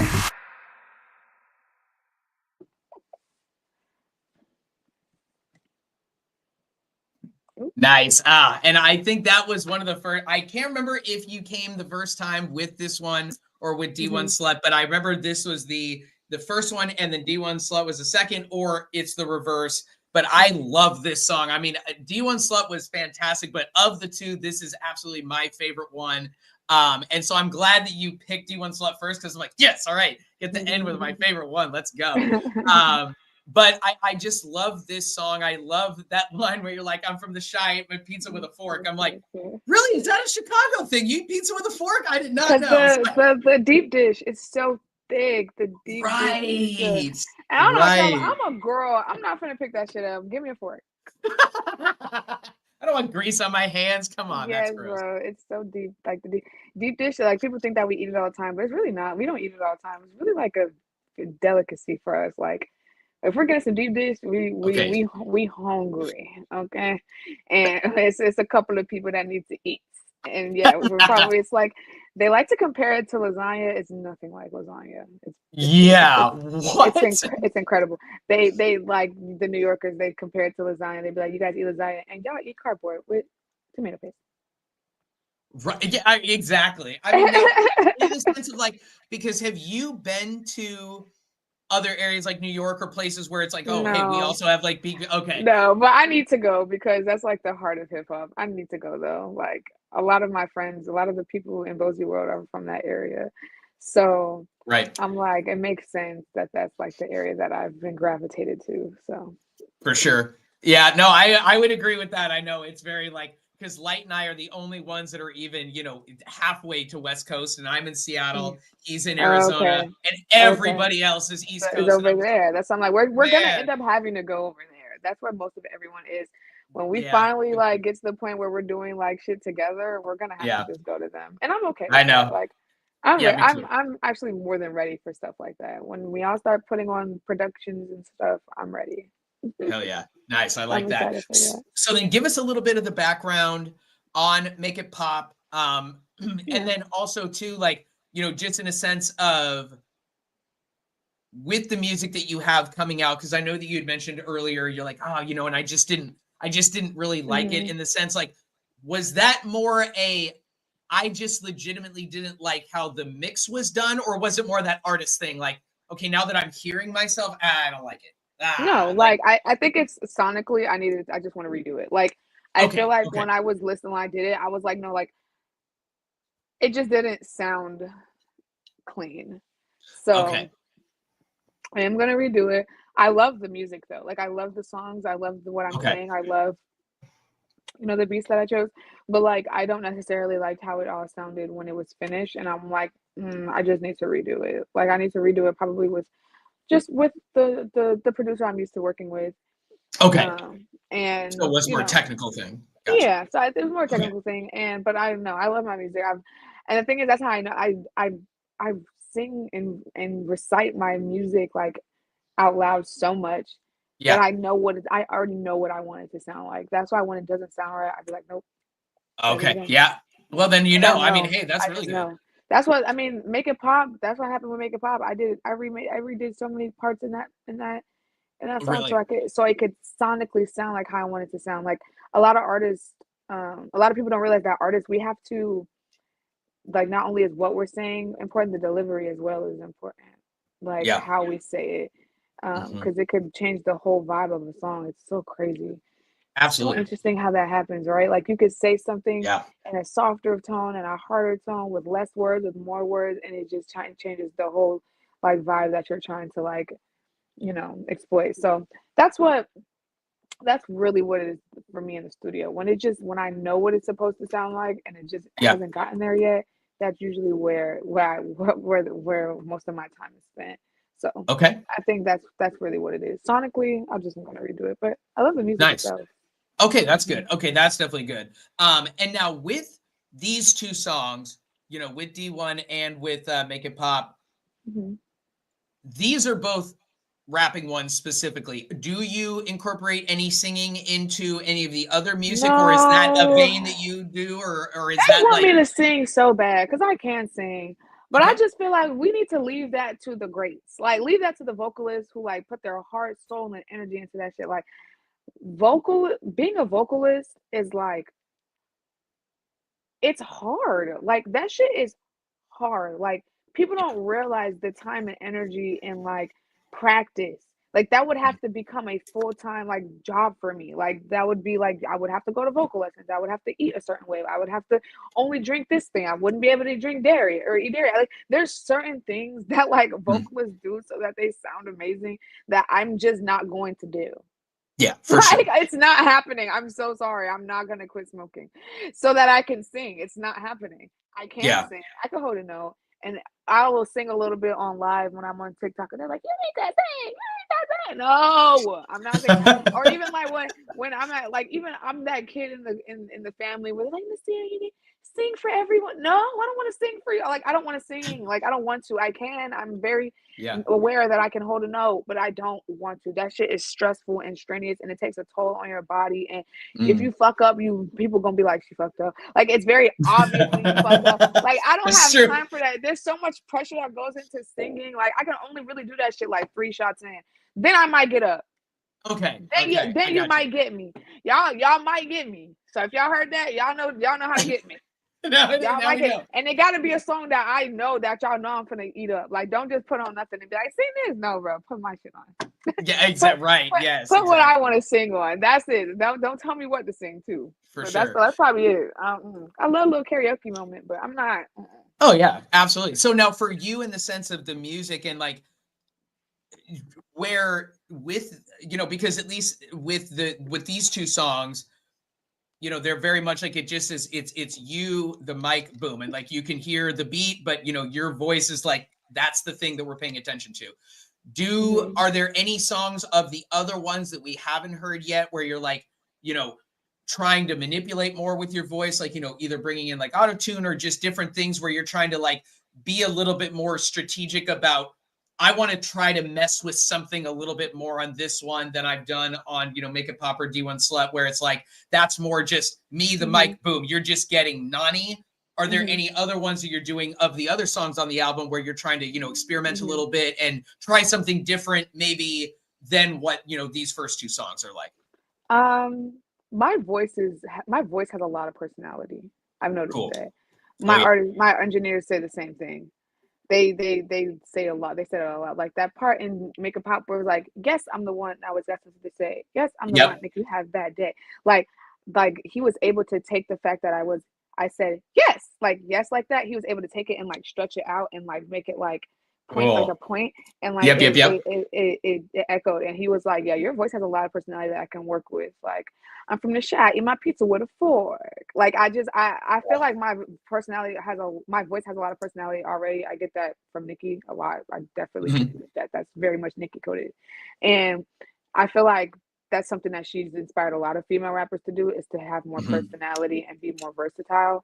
And so that's why I feel like why I don't necessarily want to use too much technical auto-tune, much stuff.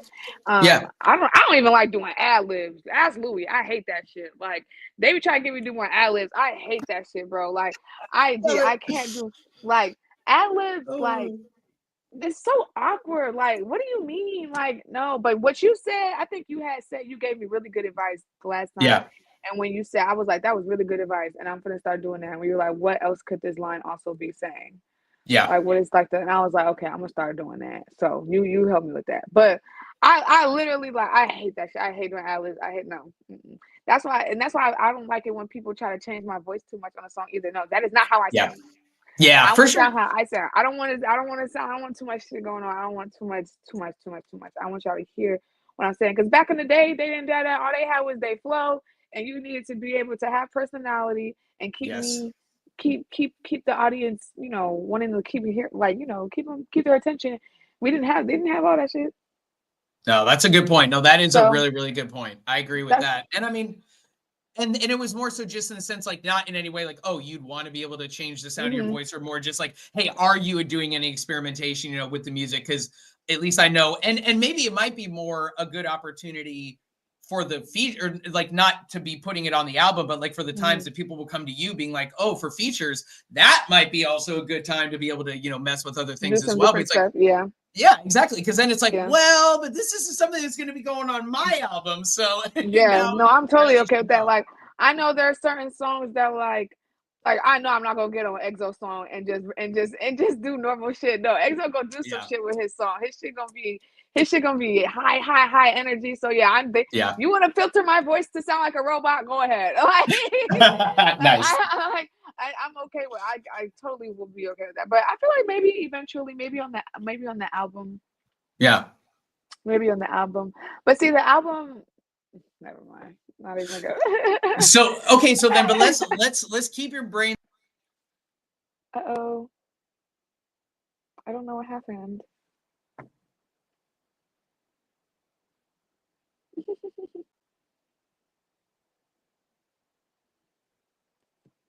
Are you guys still here? Let's see. I'm so sorry about that. No, you're okay. Trying to get a notification and I don't know what I did, but it's okay. So with the album, because obviously I know right now, you know, a lot of that mental focus is probably just, you know, solely and directly on the EP right now, but has there been any, like, you know, up here in your brain, like, has there been any general, like, okay, I'm putting things together, I'm kind of mapping out what I want to do with it? Like, is there any already pre-planning for what the album after the EP is going to be? So I'm trying to figure out what this era is. Because I'm already done with thou shalt not try me era. Yep. I just haven't, you know, exposed it yet. It's already done. Yeah. I'm just trying to figure out what this era is, and I think that's the whole point. Okay. Like, that's the era, is me trying to figure out what this era. Like, I'm trying to figure out what this era is. Once I start getting into like where I'm at right now, I feel like it'll be easier for me to start writing this shit down. But right now, it's so much shit going on in my life and like in my brain, and I just keep trying to just like keep moving forward. And it's gonna be time. It's gonna be a time where when it's time for me to start writing, that's when I'm start writing. When it's time, when it's like, okay, let me pick up. For sure. But I think right now I'm just trying to figure out life. Like, I'm trying to figure out my life, where I'm at with my life. I'm putting a lot of things in, like, I'm closing the door on a lot of things, a lot of people, a lot of friendships. That's kind of like what Thou Shalt Not Try Me was about. But now it's like quiet. Totally. Okay. And it's, like I said, it's very me. I'm having a very me year. So it's like it's like I said, it's just a bunch of figuring out. I gotta really figure out what this era is going to be like, what I'm trying to bring, and what exactly I want to like write about. Because I don't really know. And it might not even this era may not even have a theme. It may just be Nonie. Yeah, for sure. I've been waiting I don't want to be one of the first album I put out to be a self-titled album. I really did not want to do that. But like, I've been thinking of doing something like that. Like if I did like volume 1, volume 2, volume 3, and just like, but it's just all Nonie. I feel like I could do something like that, but you know, I've just been brainstorming, trying to see. Nice. I like that. And so now for you, because I wanted to be able to touch on it, and, you know, it maybe not as much directly related to the music, but just in a general way, you know, this year you were talking about, you know, hey, this year's been the year of me, you know, are there any, like, starting out at the beginning of the year, or more just kind of, you know, molding into where we are at this current moment in time? Are there any direct things, like, for you individually that you're like, okay, you know, here are some either, you know, pathways or just general like aspects that I'm trying to work on in regards to myself? Or is it more just like, the work was kind of getting rid of some of the people that maybe needed to be or whatever, like, you know, what does the rest of this year look like for you in terms of just growth, you know, either music or just, you know, in general, like what are some things that you want to try to accomplish for yourself? Yeah. So this year has been, like I said, a new year, but also maturing. I've been maturing in a way like I Okay. have never matured before. I feel like I'm always getting more and more mature, but this one was like, this year is like I said, I'm just trying to become a better woman. Mm-hmm. I want to mold myself into the woman that I've always said I wanted to be.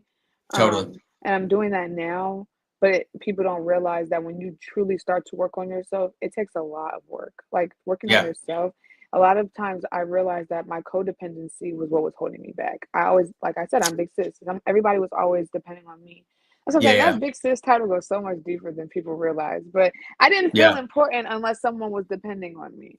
And so now Mm. that I'm moving out of that mindset and I'm more so focusing on me and I'm trying to figure out how I want my life to go, how I would want my future kids to be raised, where I Yeah. want to settle down at, who I would want to settle down with, those Mhm. things that start to like the things that actually start to matter.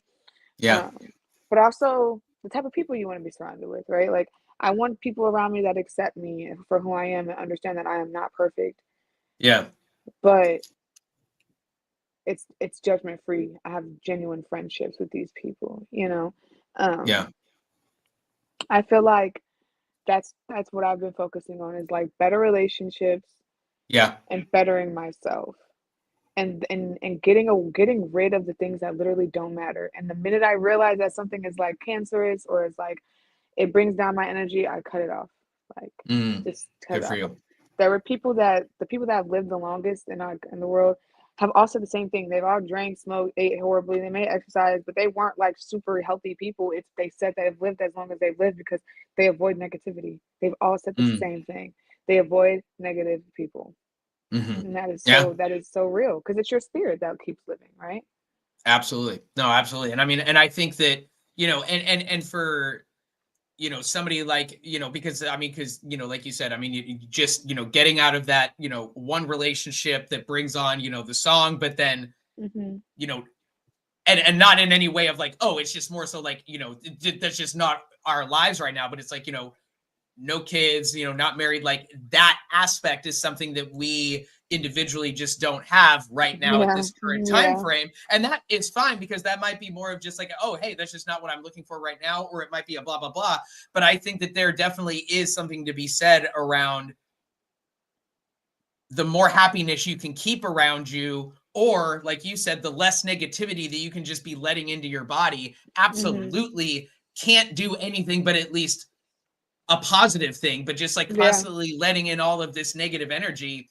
I mean, yeah, maybe it's something you won't notice in the moment, but you know, there Eventually, is a it and yeah, matters. and eventually will happen. Exactly. Eventually Mm-hmm. will always happen to everybody, regardless Mm-hmm. of what it is. And I think that, you know, especially with, you know, my generation and the ones that are lower than me, you know, we care less about those things that maybe Yep. people used to more, and we are more willing to party longer or you know, like not even in the sense that like, oh, having a family means that you're happy. That's not true either, but in the sense that, you know, having that around, or having people like you said, you know, real relationships, real people that love you, that are, you know, no judgment, all of that, that's not always the easiest thing to cultivate, you know, at Mm-hmm. times. So I think that's really important that you talk about that. And for anybody listening, hey, you know, Nonie's dropping some knowledge here that does not just have something solely to do with the music side of life, or just directly talking about how this song got made, but more so like, hey, you know what?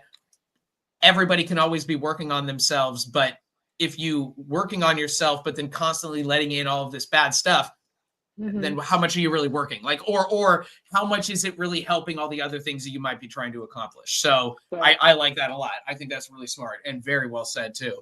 mm-hmm. So let's take a look, and I, you know, I'm kind of coming to the end of the direct questions that I had for today. But give us a little bit of a future forward date in regards to like the rest of 2025 music, Mm-hmm. what you have coming up, you know, what we can expect. like, so you have D1 Slut out now. Are you Yeah, going to be releasing definitely. Make It Pop as a single? Yeah, so definitely look out for D1 Slut's remix. Yep. It is gonna come out with a music video visual. I'm just gonna drop that like all at the same time. Nice. And then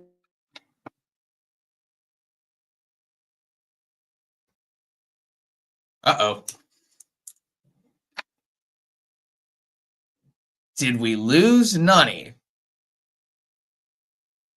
Let's give it a second, guys. We might have lost Nonie, but let's give it a second and see if, oh, I just saw her thing scrolling there. Maybe she might have just pulled an RPG and just swiped off the let me just really quickly get her up really fast just in case.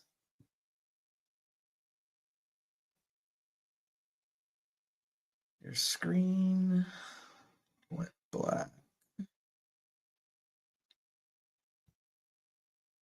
It's still oh. We may still have mail, everybody. Let's just give it a minute or so here to see if she pops back on. Oh, okay. Well, okay. So we will give it a few moments and I will just kind of talk us out. I'm not sure if something was going on with the phone or with, just with her connection. So I'll give it a few minutes. Oh, just to see. Yeah, I'll talk us out and see if she pops back in with us. Hopefully she does. Yes, very good point. Let me do that. That is a very good point. So I'm just going to pop in some music, guys, really quick while we are waiting for that. Bear with me just a brief moment here. Actually, we will go back and let's do another quick listen to D1 Slut again. Oh. Cancel that. Thought I just heard her pop back in. I'm here. Can you hear me? Here she is. Woo! Can you hear me? Nonie's back. Yes, I can.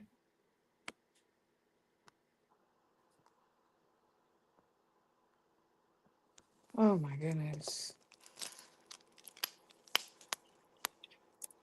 Okay, can you hear me now? I can. Yes. Okay, I was trying to. Somebody kept calling me, and I kept declining the call, and they kept calling me. Like, stop calling me. It was like FaceTime. They kept calling me. Like, stop calling me. And like, it just all messed up. Like the minute I kept hanging up, it kept calling. Anyways, I'm so sorry. No, that's all right. No. I was just about to play D1 Slut again. Just be like, we're gonna play the song. Hopefully she pops back in. So I'm definitely glad that you did. It's okay. I'm here. So you were talking about that D1 Slut will be released as the visualizer and as the remix. Yeah. Were so you that's going my to be releasing? that's my goal, is to get that recorded as a Okay. remix and get that out with the visualizer. But then Make It Pop. I really want that to come out this summer, but it's just like that's gonna take so much. Like, I have a very intricate music video for that I want, and I want it to be like I am sort of a perfectionist, so I want it to be perfect. But if it doesn't come out like during this summer, like during summer, it'll probably be like around the same time as the EP. I'll probably drop the visual and everything right before the EP, so that you guys have some content before I push the EP out. Depending on what songs is like most like talked about on the EP, that's what else I'll do a visual for, because I want to do one more visual, and I think I know the one that I want to do it for, but I'm just gonna wait and see what the people think. Nice. Okay.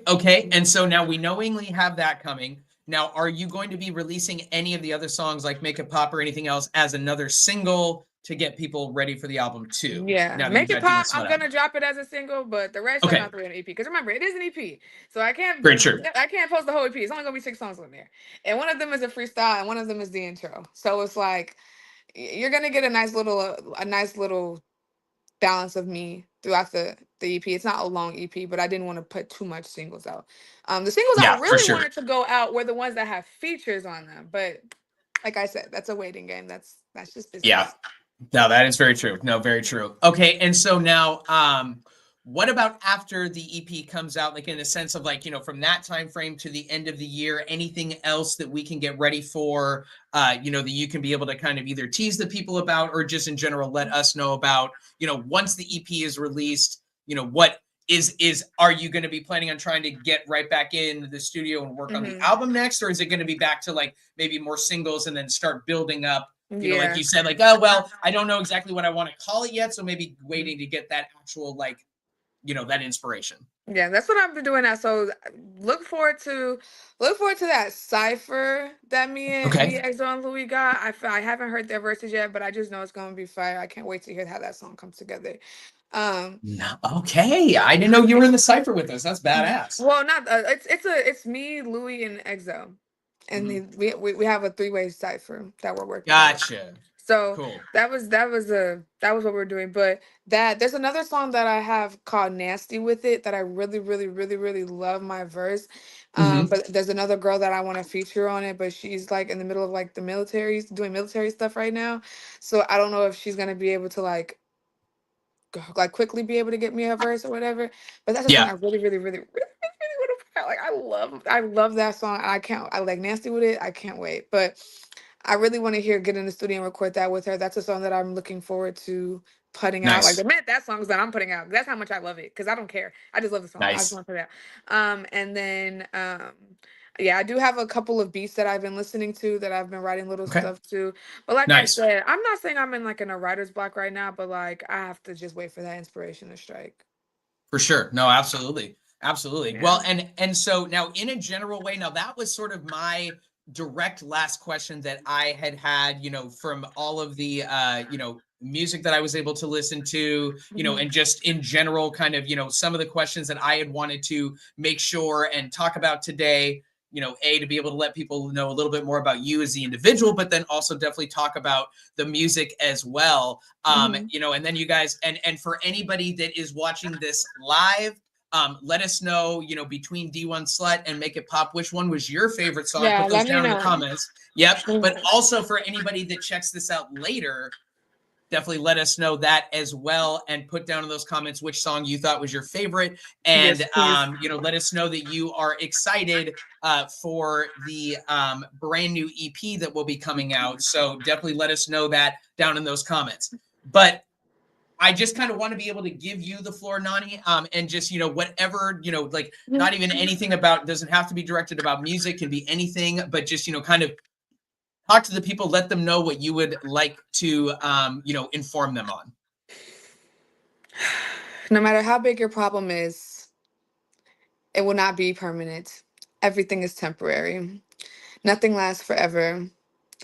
And the universe is always, always, always on your side. Because you say it is. Because you say it is. Nice. I like that. That's it. That's all. Continue to be you. Because there's only one you. Continue to be you. Absolutely. And just stop giving a fuck. Who cares? Honestly. Great advice there. That's really to all my artists. Stop giving a fuck. We have to stop caring so much and just write what we want to write. Yeah, for sure. Say what you need to say, because you never know who else might be feeling it too. So don't hold back. Say whatever the fuck you want to say. Yep. And get those songs released, guys. Don't just sit on them and don't let them be in the vault for 5 years. That is now he's throwing shade at me, y'all. I gotta go. I gotta go. That's anybody. That's anybody. I know. Now he's throwing shade at me, guys. It's okay. You and Louis, you will always make sure you bite me a little bit. Y'all gonna make sure. I will. Y'all gonna make sure y'all get. Just make sure you just try to do this year, maybe like add a little, this could also be right. I'm like, man, these motherfuckers are right. These niggas is right. They right. And I hate it. They right. They know what they're talking about. That's why I fuck with y'all. Listen, this is what I will say, because I definitely do have a couple of opens that I definitely need to send your way. Yes, please. If you know if you know and have the stuff written out after the fact, let me know, send it over here, and then I will create your own ad-libs for you if you want. Like I would be like, yes, based on your song, here's what I would do. Actually do that, because I will actually give you the credit, because I will use that shit in the rest of my. I'm like, hey, bro, love that. shout out to everything at it because I know shit. I don't know what to say. They gonna love that shit. I'm like, I didn't even come up with that. This boy did. A boy. A boy. I know. What? Boys will be boys, and then we'll do your address for you. What the fuck? You'd be surprised though. I write great boy raps though. For the boys, tell me what's going on. Are you got beef with? She did what? I got you, bro. I already know what to say. Well, I mean, I'm actually not surprised about that at all. I could definitely see that be the case. Be like, this bitch, Nonie, bam, go get it. I got it, bro. Tell me. I just need a few. This is like that. Like this is like that big sis type of thing. Like yes, like, I'm ready. I mean, bro, exactly. It's like ready. You can either have big sis or a Mexican girlfriend. Either one will beat up that other person for you. Like it doesn't matter what it is. Oh, I'm sorry. Oh, I just got punched. Honey, get over here. Yeah. That is too good. Oh my God. I love that. Okay. Thank you for making me probably laugh more than in any episode. This has been awesome. Aww. I really appreciate, you know, and I mean, and not, but just because like, though, that is so funny. Oh my God. I just can like picture that right now. Be like, don't worry. I got big sis. You're dead. Hello. First, we're going to take you down and then write a diss track about it. Right. I'd be so ready to write diss tracks. I'd be like, let me know if you need me to write a diss track for you, bro. I got you. Be like Nonie is the new breakup queen. You have a breakup and you want to write some shit about it. Bam, come talk to this girl. Oh my God, that's too good. All right, guys. I have been getting into ghostwriting though. I had somebody just sent me a song that I was like, do you want me to just help you write this verse? And it was like, yeah. And I realized that's what it was. And I'm like, okay, this is how ghostwriting starts. Okay, I see what's going on. Was that also a dude that asked you about that? It was. I was gonna say, I was like, oh, there's like the guy thing. Be like, it was. Can you? Okay, but what about this? You want me just to write it? Yes, please. Like, that's amazing. I love that. All right, well, guys, Nonie, thank you so much for taking the time today to be with us. And thank you for all the people that came on here and take time out of your day, because you could be anywhere in the world, anywhere on the internet, and you chose to be here. So I'm so grateful. Thank you so much. Thank you for your support in advance. I really, really, really, really, really appreciate it, and I love you, and I mean that. I really do love you. Well, and I will say, you know, just as hey, you know what? If it's true, you have to be able to actually say it out loud. This was the most active listeners that I saw of all the 24 episodes. Well, of all of the episodes we've done on StreamYard. Like when we were on Instagram, we probably had a few more, but for Artists on Artists, you had the most active people here in the moment that I've seen since we moved to this platform. So that's definitely a positive. Thank you guys so much. That just inspired me. Now I gotta go write some music, guys. Now I gotta go. But it's a good thing. So no diss tracks on this part. No diss tracks on this part. Or just maybe like a you know, just like, oh hey, you know, somebody had to get us here, and I guess Nonie's gonna be the one. Like she brought us to the mountain. Boom, here we go. I love that. Well, guys, again, thank you so much, Nonie, for all of the great insight, and you know, for letting me kind of, just kind of, get into the weeds in regards to your music and just life. Also, the literature talk, definitely. I was gonna say we nerded out a little bit, but we definitely nerded out a little bit, and I have nothing wrong with that. It's okay, but that's the many layers. And that people don't realize that's what makes artists. But that's very true. The many layers. And your favorite rapper is probably one of the smartest people. You'd be surprised. I mean, hey, your favorite rapper is probably very intelligent. Absolutely. No, you're right about that. All right, guys. Well, thank you again for everybody that tuned in, for everybody that has been with us the whole live from the start up until this point. Yep, exactly. Boom. We love you guys very much. And again, Nonie, thank you so much for all of your time and all of your help in joining us for this for the episode today. And guys, we will see you. You were great. Yeah. Thank you, Louie. Thank you, Bozy World's finest. Yes. We do what we can. Y'all are great. We do big. All right. All right, guys. Well, thank you so much, and we will see you next week for episode 25. When we've got Vario on the line. Oh, yeah. Thank you again so much. And we'll see you next week, guys. Have a great day. Bye.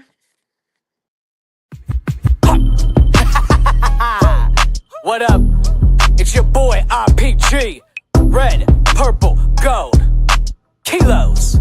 Panoramic roof.